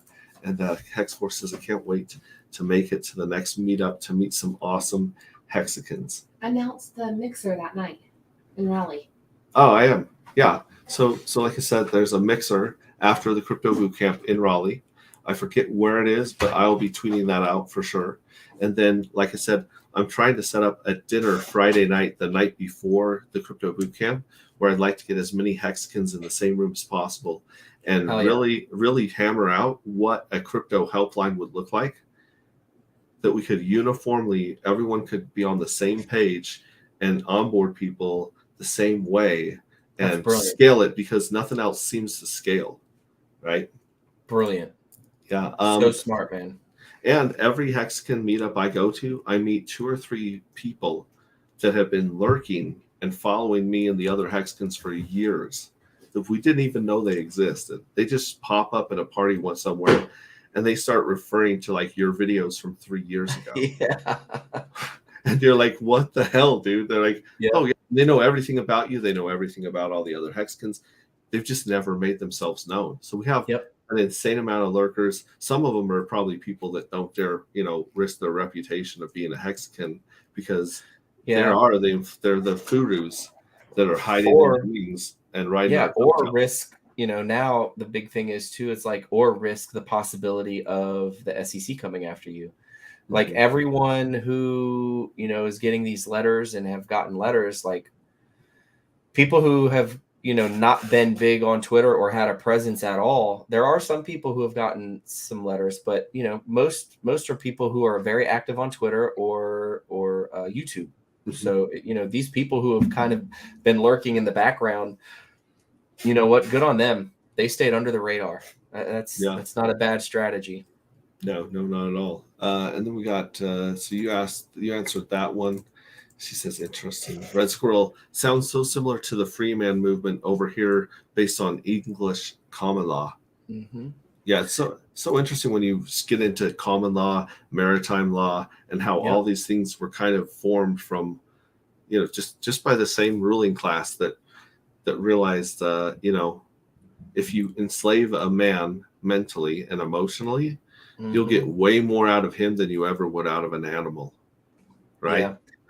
Yep. It's funny, man, like how far you can go just by knowing your rights, right? Your rights are God-given. They can't be taken by the state. They can't be taken. So essentially, I've never heard of that person. I have no idea who that is. Nope. But We're just writing it essentially, down. qualified immunity is a doctrine that shields government officials from liability unless they violated clearly established statutory or constitutional law. So, you have the right to freedom of speech. You have the right to remain silent. So when you are pulled over, you literally do not have to speak to the police officer. You can say, am I under arrest? Am I being detained? No. Okay. If I am being detained, okay, then I plead the fifth. I'm not going to say anything. Anything I can say will and be held against me in a court of law. And at that point, literally, now this is the thing where it comes to inconvenience, time, and money, right? Do you want to go to court? Do you want to have to battle it in court? You're probably going to lose in the first level of courts because the local courts are just garbage. They're just, fed people. Courts. They don't understand, right? Yep. So then once you get to the appeals court, you start getting into federal courts and all this other stuff further down the line. That's where you're going to win. And at that point, like literally, you do not have to say anything if you're pulled over. You could say, am I being detained? No, I'm not being detained. Okay, cool. Am I free to go? Oh, so I am being detained? Okay, well, then I plead the fifth. I'm not going to say anything because me giving you a license, me doing this, me saying this, any of that can literally be used against you in a court of law, and you do not. So, okay, cool. Talk to my attorney, bro. Like it all comes down to how much you want to be inconvenienced. Well, it's to the point now I've got time and I've got money and I've been pushed around my entire life. And it goes into the whole sequence of this is why I never joined the military. I know my rights. You're not going to take my rights from me. Right. So let me sit here and let me start to fight some of this stuff. Let me get into the zone to where I know my rights and I have my protections and stuff. So these next couple of years are going to be pretty interesting, man. Standing up to the man is a dangerous thing to do. So, well, keep me in your prayers, everybody. Well, and that's the thing that Bruce Lee talks about too. Is like there's a time to fight where it's advantageous, and he's like the best way to not get punched is don't be there when the punch is thrown, right? So there's some point where it does make sense to have a second passport, have a second residence, and just be gone. Because I tell X-Ray Chick all the time, I'm like, as much as I love you and the kids, like if I ever get to the point where my freedom is really in jeopardy from this government, you're going to have a chance to like, if we can go live here or I can go live there, but I'm not going to be put in a cage. Yeah. Especially, I hear you, man. especially if I haven't done anything wrong. If I'm a moral person. Preaching to the choir, bro. Yep. Freddie, you're a badass, man. True saint to the community. Well, I hope. Bull trend coming, Bitcoin past 22,400. I would be very, very surprised if this was a real bull run. Very surprised because the other shoe hasn't fallen, and a lot of there's too many crypto exchanges that I'm pretty sure are not solvent, and they're still in business. And the government is always happy to make an example out of a failed crypto, whatever exchange, you name it. And I think we're going to have that before they come in and tell us, use our CBDC, use our crypto. We're cool. We're friendly. And a lot of people are going to fall for it, I think. Yep. So that'll be interesting to see, man, because everything on the blockchain, for the most part, is visible. So when they need a loan, are they just going to print new CBDC and throw it into the system? I think that it's more likely that they turn the USDC into the CBDC because the USDC is already incestuous. It's already shutting down people who touch Tornado Cash. I mean, who was it? Someone pointed out that there's this list of citizens that they try to like basically blackball, where they're like, okay, these citizens are bad people. Don't let them bank with you. Don't turn on any of this financial institution for them. And they put a code, which is math, on that list. They put a non-human being on that list for the first time. It might have been the first time in history where it's like, wait a second, you just put math on a list of dangerous people? Yeah. What are you like that? But people, I don't know, man. It's annoying, dude. It's so crazy. It's so frustrating. Well, when the JFK stuff came out and everyone shrugged, I was like, okay, things have changed. Like we're in a different, like I knew we were in a different era after the pandemic, but then it was like, wait a minute, people just don't care. They just really don't care. And that, dude, is why it's important to be on as many grids as possible. Because if they shut you down on, an American bank and you can't go here, you can't go there. Maddie was saying that his bank account was shut down when they found out that he was, being questioned, and he had to turn over stuff for an informal investigation from the SEC. Like if you're on so many grids that it's impossible to, and they say, oh, this person's name is on this list, but if there's a company name and there's business accounts that aren't in your name, but you have access to, like if there's a yacht that's owned by a company that's held by a trust here, they can't take that yacht from you. You still have access to that yacht. That's why it's so important to have multiple passports, be on as many levels as possible. Flat Earth. I think Michael's trolling because I'm constantly trolling Flat Earth people on Twitter. Dude, that's hilarious because I did a 3.5 hour. I did a 3.5 hour Flat Earth stream with Face Reality, and it was blowing my mind just some of the ideas because a lot of the stuff is stuff that I've never considered. Yeah. So it's like, wow, I've never even thought about that because there's a lot of things on both sides that are clearly like easy to dismiss and disprove. Mm-hmm.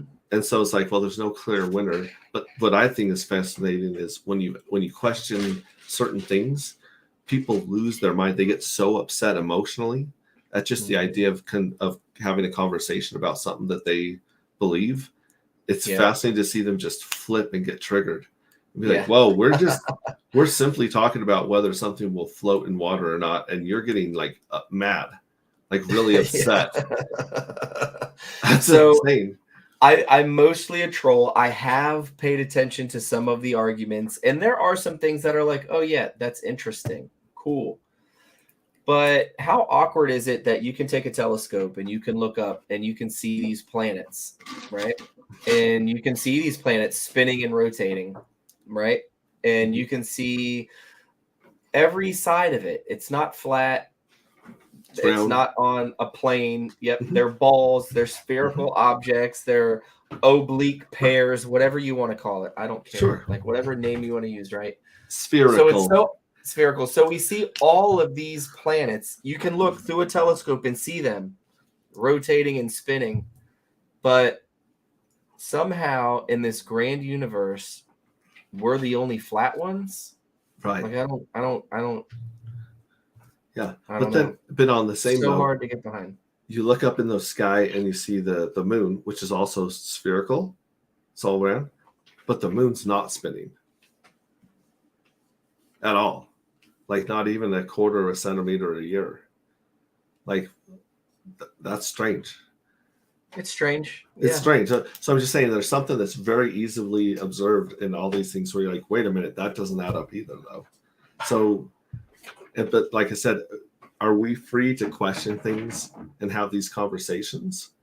That's really the question. That's if people say you're not allowed to question things, the science has been proven, global warming, the pandemic, there's so much like brainwashing and conditioning that any chance I have to like just poke someone's like brain and see how they react, it's like, it's very fascinating to me.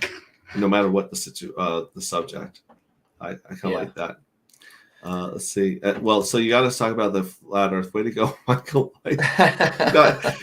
Your rates are up with quantitative tightening. So where's all the capital coming from to push crypto back to all-time highs? Yeah, that's what I was saying earlier, man. Like it's going to be so interesting to see how this market plays out. There's a ton of whales with insane amounts of money that are sitting on the sidelines because this is their fourth rodeo. They're sitting back and they're playing the little whale games. They're playing the bull traps. And not only do they have US dollars, but they have insane value in Bitcoin and Ethereum. So even though it's not the same value it was at the peak, it's still the same number of coins. And they just sit back patiently. They have all the time in the world. They can wait as many waves as they want to splash around and dump on everyone else's head. I mean, these people don't care. That's why, Ethereum can continue to suck when it comes to fees for years, and the whales don't care. A $500 fee to them is nothing. Yep. So someone told me recently that in just the certain amount of top hex wallets, there's $70 million in USDC just sitting. At today's price? Yeah, I mean USDC, it stays pretty flat. Oh, sorry. I thought you meant hex. Sorry, you said hex wallet, so I thought in hex, but you so there are like, I forget what percentage they told me, but in the top 25% of hex wallets, there is $70 million in USDC just sitting waiting in those wallets. And those are the hex whales, the hex sharks, and the hex dolphins. Mm-hmm. There's $70 million of USDC. That if that were to market buy, it would shoot us to what, $2.50, $3? If there was a market order buy. So it's crazy numbers. But that's it depends on the liquidity, wallets. right? So if there's a little bit of liquidity, it's going to jack it up really high. And if there's a lot of liquidity, it'll do a nice steady climb. But, people think that the one time that we had, remember back when we had that crazy straight up, like just that, it looks like a curb. If you go back to V1 and put it on log, it looks like a curb in the landscape, and it never, ever came back down there. The God whale pump, right? Yeah, that God whale pump. And I don't think that that's the last time we've seen one of those. Mm-mm. I don't, because there are a lot of very, very wealthy people waiting for the hex ecosystem to grow to a size that they can, because it has to be big enough for them to play in. Otherwise, it's like a sumo wrestler jumping in your tub, right? Mm-hmm. He jumps in your tub, he's not going to have a bath. He's going to blow all the water out. But if a sumo wrestler jumps into a pool or the ocean, he's good. Yeah. And that's really the economic weight that these guys hold. So that's kind of how I look at it, is there's a lot of money waiting and a lot of people waiting for Pulse Chain. A lot of people waiting for Pulse Chain because they had to eat crow on Hex, but they don't have to eat crow on Pulse. Yeah. Right? Michael says, in all honesty, we're living in an illusion, but I believe it's a hologram. So much science supports this. Yeah, that's actually, most quantum science does talk more that this is more of an image than an actual physical thing. And then Moondog says, no, it's spinning at such an improbable rate, so as to never show us her dark side. It's also its dimensions just happen to be, never mind. So I like that. Other than that, I've had a really good time talking to you. I feel like we've gone for about 2 hours, and it's so good to meet up and catch up with you. Tell us what's going on music-wise with you, because man. A lot of people are waiting for you to publish certain songs so that they can use them in documentaries and other things, so that the rights are settled. Have you settled the rights on all of them yet? For the most part, Hex Anthem. Anyone can use Hex Anthem. I own the rights out to that one. And people hit me up all the time. Hey, can I use it for this video, for that video? Yeah, no problem. Just let me know if you get a strike. And then there's like this stuff that I have to send them to give to YouTube, and YouTube turns it off, whatever. Most of the time, it doesn't even happen. Furu was different though, man. I bought the rights to that beat, but part of the agreement, and I didn't care at the time because I just loved the beat so much. Part of it was that you couldn't list it on streaming platforms. So that was kind of annoying. I can't have Furu Eulogy up on Spotify or Amazon MP3 or iTunes or Apple Music or whatever. That's kind of annoying. But if anyone needs it and they want to post it, I still have the rights. I can, throw them the same stuff that I have to be able to play it on YouTube and this and that, blah, blah, blah. I do. I was on a song, Scott V, aka 1T. He produced the Pulse Chain Anthem, and that song is fire. I've got my verse up on my Twitter page. If people haven't heard it, they can go there and hear it. He's waiting to drop that song until Pulse launches. So anyone who was in Vegas in September, you were able to hear it. There's some videos that are floating around on there that have it up there. But before you can have it and listen to it and download it and be able to play it in your car and stuff like that, it'll be when Pulse comes out. I am working on a new album, 4 more weeks. It's going to be awesome, man. The Lots of album is features. called 4 More Weeks, or it's going to come out in Yeah. 4 more weeks. The album both. is called 4 More Weeks. Just say both. Maybe so would people. I definitely won't have it all recorded within 4 weeks. I'm like trying to think of what I have going on in the next 4 weeks. Definitely can't get that done in 4 weeks. But some awesome features on it, man. Black Casey Crypto, Corey. I'm hoping to get Jenkins on. Like I've talked back and forth a little bit with Jenkins. Like he makes beats. I would love to have one of his beats and have him featured on. Mike. What is that guy's name? He's a Hexakin something Mike. He just hit me up. I was on Corey's stream yesterday actually talking about it, and he was like, "Yo, hit me up. I'd love to be on the album." So I've reached out. Who the heck is that? It's gonna drive me crazy now. Mike Mack. Mike Mack was like, "Yo, what's up? What's up?" So I'm open to having Hexakins come on and do tracks and yeah, man, that's going to be awesome. I can't wait for that to come out. There's some cool concepts on songs that I'm working on. Nerd Girl, I'm working on a track with Nerd Girl. I'm working on a track with Eric Wall. Believe it or not, that's going to be fun. That's going to be super cool. But lots of stuff coming down the pipe, man. I've got a letter to Elon, a song about how Hex can be used in a staking ladder if he takes that $6 billion to end world hunger. I've come up with the concept. I even have the instrumental for that one, but it's kind of difficult because I have to formulate a way for us to open source, use $6 billion in a staking ladder to then use to create a foundation to end world hunger. Right. So like I've been thinking of all this crazy stuff and it's so much I feel overwhelmed. I have to bring it back down and try avenue. But then to put all of it into like rhymes and lyrics to make sense to where it actually is something that can be done.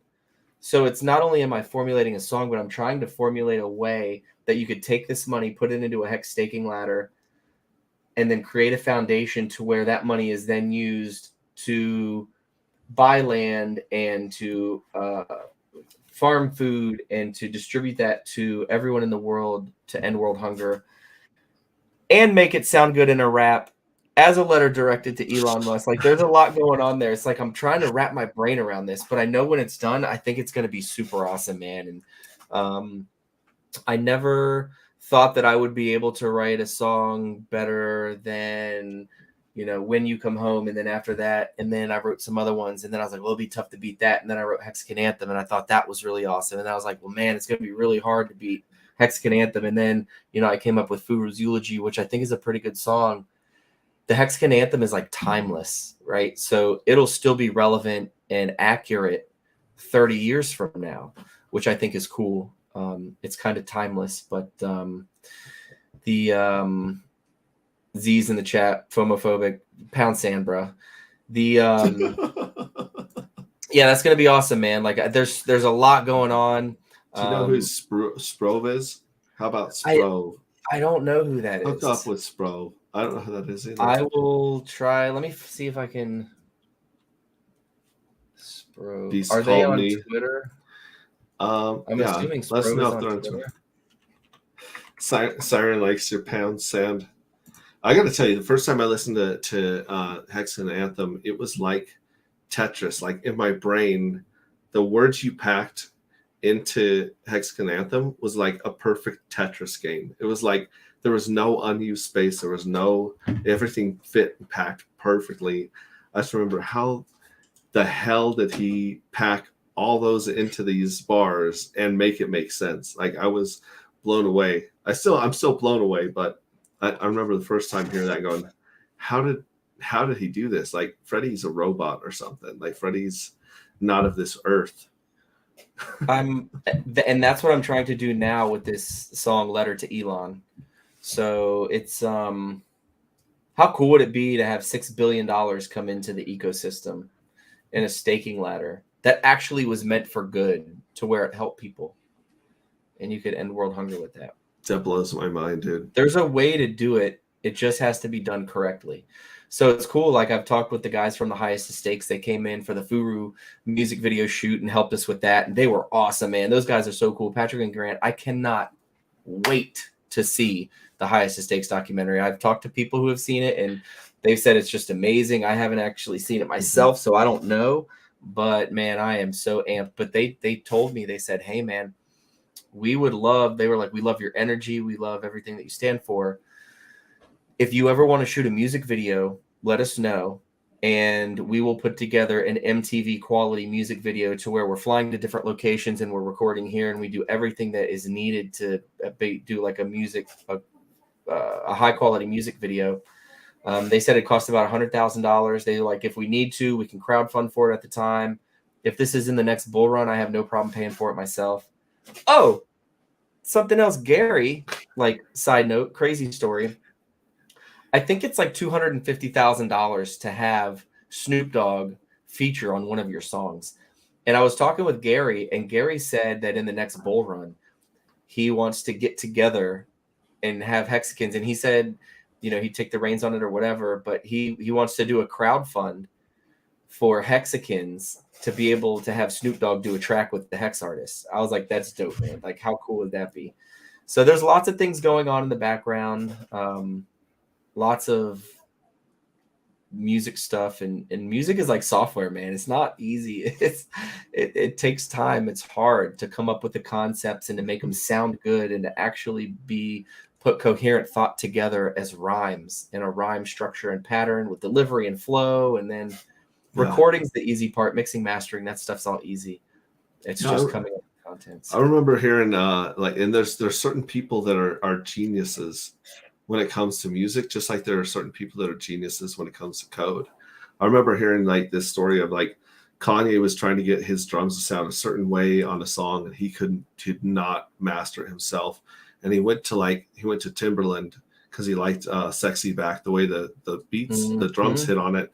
So he went there and he said, I was there for 10 minutes. Yeah. in 1 minute, Timberland fixed it. And for 9 minutes, Timberland ran around the room saying, nobody could have done that but me. Nobody could have done that but me. I've heard that, yeah. I think that was on an interview that he did. Yeah. It might have been the I watch a lot of Freeman one. Interviews.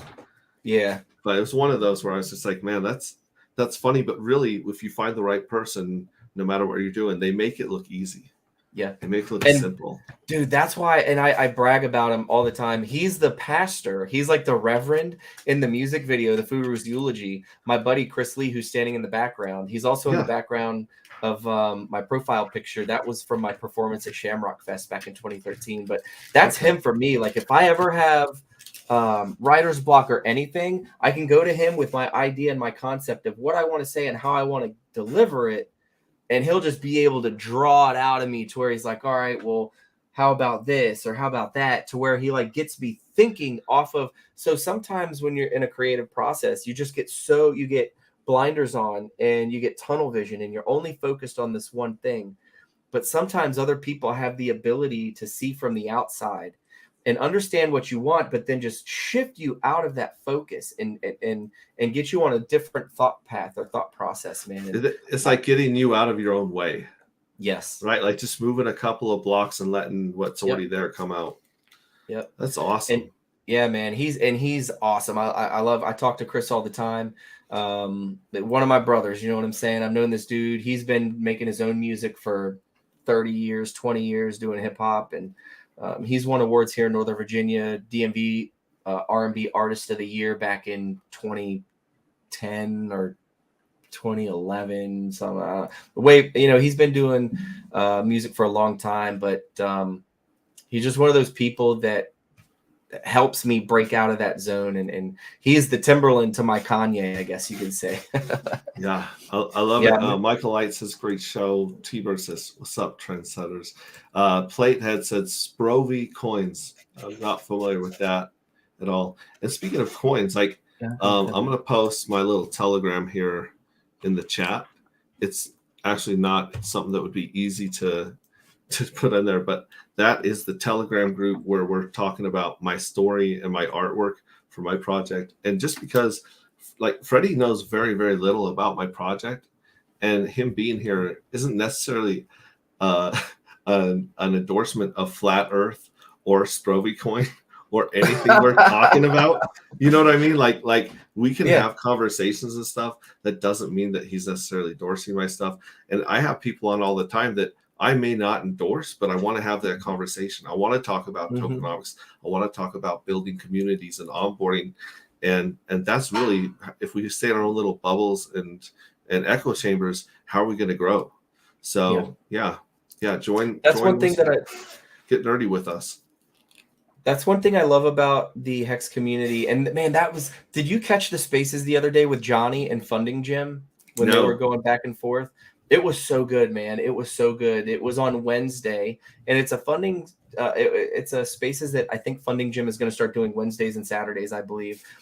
But they had two different standpoints. Like, Johnny is a purist, right? Like all about Hex, this and that, and I love him for that. It's very admirable. It's amazing. And then Funding Jim is a diplomat. Like, he's here, he's shaking hands, he's kissing babies, he's introducing, he's bringing networking. Everybody together. Yeah. He's constantly networking, right? So they both had their opinions on what we as influencers need to do within the community to do justice to people who are watching our streams and people who are coming into crypto. Johnny had good points about, crypto is a battlefield. It's a war zone. There's bombs going off. You could lose limbs, like all this stuff, all these analogies, right? And it's all true. It can happen. You can get nuked. You can lose your entire life savings. So, he doesn't want new people coming in, and he wants to be very selective about who Hexicans are watching on stream. And Funding, Tangent hosted the spaces. And Funding Jim, he's very diplomatic. He's a networker. And I think that's needed within the community, man. Like, I remember when Tangent was defending Bitcoin with Richard Hart. Like, of course, who does that? Usually as a Hexican, as a Hexican. I mean, usually it's a complete dillwad that does not know much about crypto, and they're just like blindly maxi. But Tangent brought so much good information to light and had so many good discussions. And Tangent thought he was going to get kicked out of the community and shunned. And he's like, no, I got so much more love and respect and admiration by just being real and being honest. Yeah. So but I guess my point was, you're not always going to agree on everything. And we're not going to agree on it. We're all very different. We come from all different walks of life. There's so many different backgrounds and experiences that some of us have had, some of us others have not had. And, there's a little bit that we can learn from everyone. And I am, I don't know everything. And so I'm definitely always open to that. But that's what's awesome about this community, is that we can have completely different opinions on shit, and we can still have the ability to speak and have discourse. And I've been very public about some of my frustrations with RG3, but every time we get together, man, I just feel like he's a genuine person. He's good. I like him. We spent a lot of time in Vegas together talking. We sat in the pool for an hour together, no one else around, just him and I, just kind of chit-chatting, like, going over stuff. So, we don't always have to agree on everything, and we're not going to, but that doesn't mean that we can't still be cordial and be friends and still be cool with everybody, right? And really, you can still be family. We can still be a Hexican family and disagree on stuff, because the truth is, only time's going to tell. Someone puts their neck out and actually endorses a coin or talks about a coin, that they're going to have to live with that consequence, positive or negatively, in the future. That coin's either going to make it or it's not. And we're all putting our neck out about Hex. So, people got to be able to make their own decisions. Serena Alonzi is in the chat. She's definitely one of the people I look up to and have since the beginning. Oh, yeah. Tangent hosted that Spaces. It was RH Maxi Spaces. And that banner was awesome. I'm going to actually write that down so I can see if I can find a copy of it. So Funding Jim, I think, said yesterday on one of the streams I was watching, said that he was going to have it posted and uploaded. It was, I don't think Tangent recorded it, but I do think that someone else recorded it. And I think Funding Jim said that he was going to. If I'm wrong, if you tweet or DM Funding Jim, he'll probably be able to point you in the direction. It was awesome, man. It was really good. It was, they were back and forth. They were respectful. It was just good. It was a good time, man. Because I see both points, right? Like, I don't want people to get wrecked. I want people to come into crypto and hashtag 1 million families, like help 1 million people. Yeah. So I do understand that it's very dangerous and it's a war zone in crypto, but I also feel like in order to get adoption, in order for Hex to grow, in order to be the number one market cap, number one crypto, we do need to welcome other people to the community who are doing other things. Maybe, who knows, maybe they get in and find out Hex is so awesome, they just ditch everything that they've ever done and then just go all in. I certainly dumped all of my coins. Call me an idiot. Maybe, I'm not diversified enough, but now that we have other stuff in the ecosystem, the Richard Hart ecosystem, I'm a little bit more diversified, but I was all in on Hex, man. Once Hex came around, I was like, holy cow, this is literally what I've been waiting for. Something that I can just plug my money into and let it make me more money. I'm done. Totally. And as far as I can tell so far, T-shares and what's a NFTs are two of the highest valued concentrations of things that you can own in this system, because what's are not going to be created anymore. And they're the closest to the Spigot and the Icosa community. And then you had, and Maximus DAO used to be the most powerful thing in the Maximus community, but they created all the perps and the base, and that is competing with Maxi, unfortunately. Do so you it took think some of the air out of that away? balloon? Yeah. Yeah, definitely. It definitely, you can see the premium just drop in that as soon as they did that. And, maybe on the next bull run, there will be enough people that want those options that there's enough room to fill up both those balloons. But in the time being, it's just, I don't know. I still love Maxi. Like if I'm going to hold liquid Hex, I'm just going to hold Maxi because Maxi is still an IOU for a T-share. But I don't know, like I said, there's so much going on. You're never going to be able to keep up with everything. So that's why it's important to keep a close group of friends that you can bounce ideas off of. Yeah, so I appreciate that. Now, did you have a goal? I know last time I reached out, I said, do you have any goals that we can help you with as a community? It's funny, man, so when you hit me back up again recently, it's like, hey, let's do a stream. I'm like, hell yeah. I thought about that, and I'm like, man, I know he's going to ask me. And I can't, I don't know if it's that I don't have any goals set or I don't know. No, it doesn't have to be your goal. Like it could be a goal of someone that you want to support. It could be a goal of your buddy Chris. You know what I'm saying? You could throw some love to someone else that needs so some let me do attention and this. some followers. Yeah. So if I were to say anything, my goal right now would be to help promote Marco's store as much as possible. He literally makes everything by hand. He takes the time to do all of this stuff, and I love Marco like a brother. We talk all the time, man. And like if there's anything that I could do to help lift that guy up, man, it would be that would be like, if there's anything that you could do to help me, it would be to help Marco. It's hilarious that you say that because Marco's one of the people I reached out to too, and said, dude, I don't need anything. Like your goal, like help someone else, like take care of other people. And so for you to toss that to him is like, it kind of shows that you guys are on the same wavelength. I love that. Yeah. So it would definitely be. And like he said, man, I feel like I've been so blessed and we're in such a great position, and prayers, but a goal would be to, help Marco or to get his word out there and promote. So every Hexican has one of his hats and help shill and promote. Has he got his wallets for sale? Were those so limited that you couldn't get them?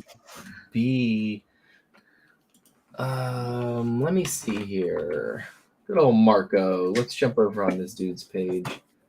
So I don't see his website up. I know it's maybe it is up. People are tagging him. Oh my god, yo. Haha, yo, look at this. People are getting stuff. Oh man, holy cow. So maybe it's up and live? Okay. His first 3 tweets are people retweeting the stuff that they've gotten from him. What do I search for in Google to find him? Is it Marco the Hexican store? Crafting with crypto. Crafting with crypto, I think is what it is. Yeah, that's the other funny thing. We were talking about me and Facing Reality on that Flat Earth one. We were talking about Marco, and there's Craft Crypto. That's not it, but Facing Reality is actually a sick craftsman himself. He does a lot of fabrication of entire like physical stuff for big brands, brands that would blow your mind. Is it cryptocraft.com? Let's try that. Nope, that's not it. Maybe if I put Marco in the search. Yeah. So anyways, we were talking about his insane like working on all this stuff and how much we look up to him, not only as a Hexagon and a person, but dude, as a creator. Mm-hmm.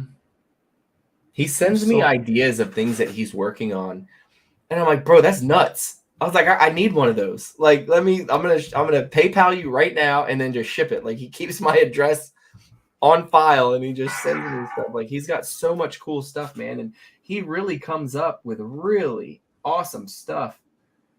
He's made stuff for my son on Twitter. Maybe if I go to his Twitter, it'll be under his. Here we go. So, owner of Crafting with Crypto, but I don't see a link for Crafting with Crypto there. Because I'm just gonna call him real quick. Let me call this dude and ask. Yeah, we need to put this link up. I want to know Marco the Hexagon. I hope he answers.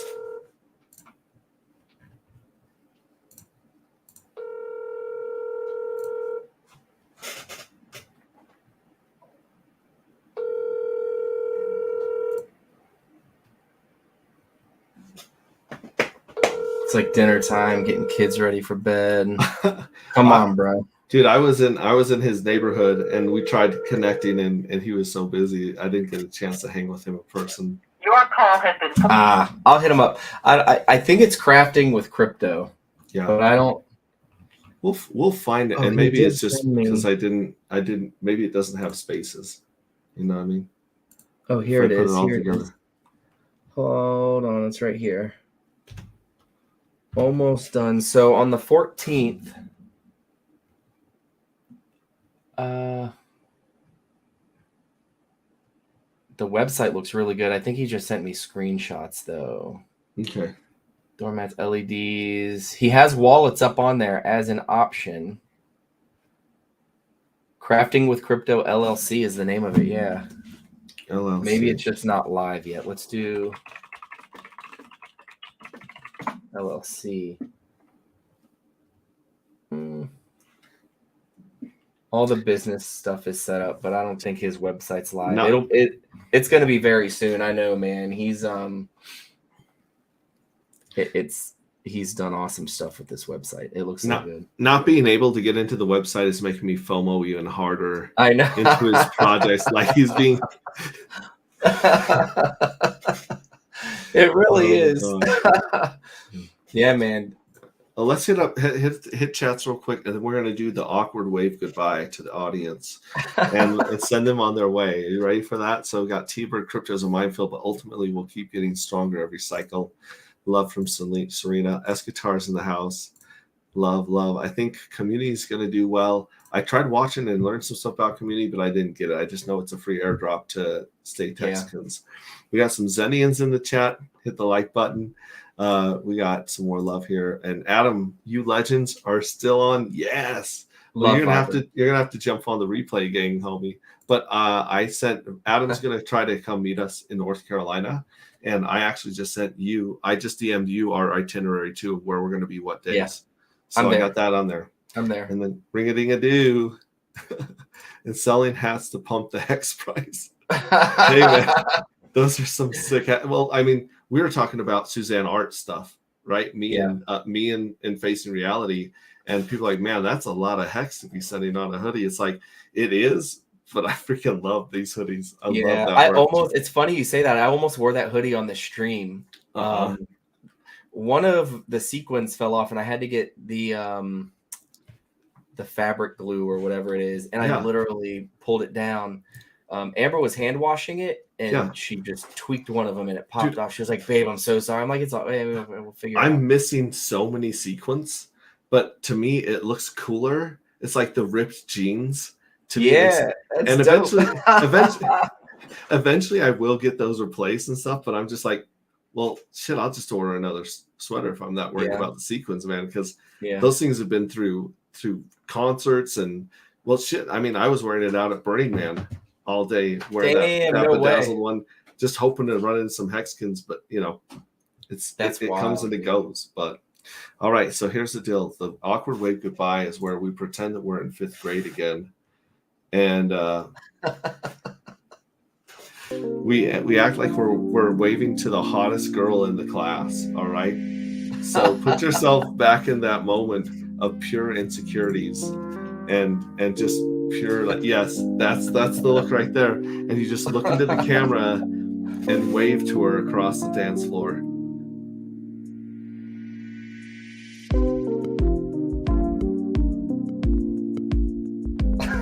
I feel so weird. It's awkward. You're supposed to feel awkward. It's the awkward wave goodbye, dude. Someday I'm going. You looked like a car was coming at you. I was looking at you trying to look and laugh, not laugh. I'm gonna start mixing all these awkward goodbyes into a TikTok or something, and people are gonna wonder what the hell Hex is and what we're on. Brilliant. Oh my gosh, Oh my Lindsay God, says so thanks funny. for the screenshot. Hell yeah. Oh my God, that's so funny. Oh, it's so good hanging out with you. I'm looking forward to being hanging out with you at the end of this month and really turning the tide. We got to punch this bear in the throat. We're gonna do it. The Hexkins are the only ones with just the fire in our belly. Oh yeah, here Hex, see, check out all those missing right there. It does look dope though. It does look dope. It's like it's It's like disintegrating. it's meant to be. Yeah, it kind of looks like teeth missing, but you still get the gist of Hex.com, right? Bro. Yeah, no, it looks good. Like you said, it looks like ripped jeans, man. Like Yeah. that's how it's supposed to be. I have a Texan one, and I've got to get the Texan ones, man. I actually got a Hex Ray Vision one, some T-shirts, and those are That's sick. dope. I That's wanted dope. to produce them in mass, but the colors. She's like, dude, we don't have that many colors of those stones, dude. You're gonna have to figure out something else. Figure it out, bro. Oh man, that's so funny. Yeah. Dude, All thanks right. for having me, man. This is a blast. I had a lot of fun. We're definitely gonna have to get together with some more Hexicans and talk about real estate. Talk about dude, the I'm all market. in. And like I said, Access Alive is joining me on stream when I get back from North Carolina, and we're going to study the charts and be like, this is the chart of a bottom, this is the chart of a top, and just get super nerdy up there. People, Hexicans love charts, man.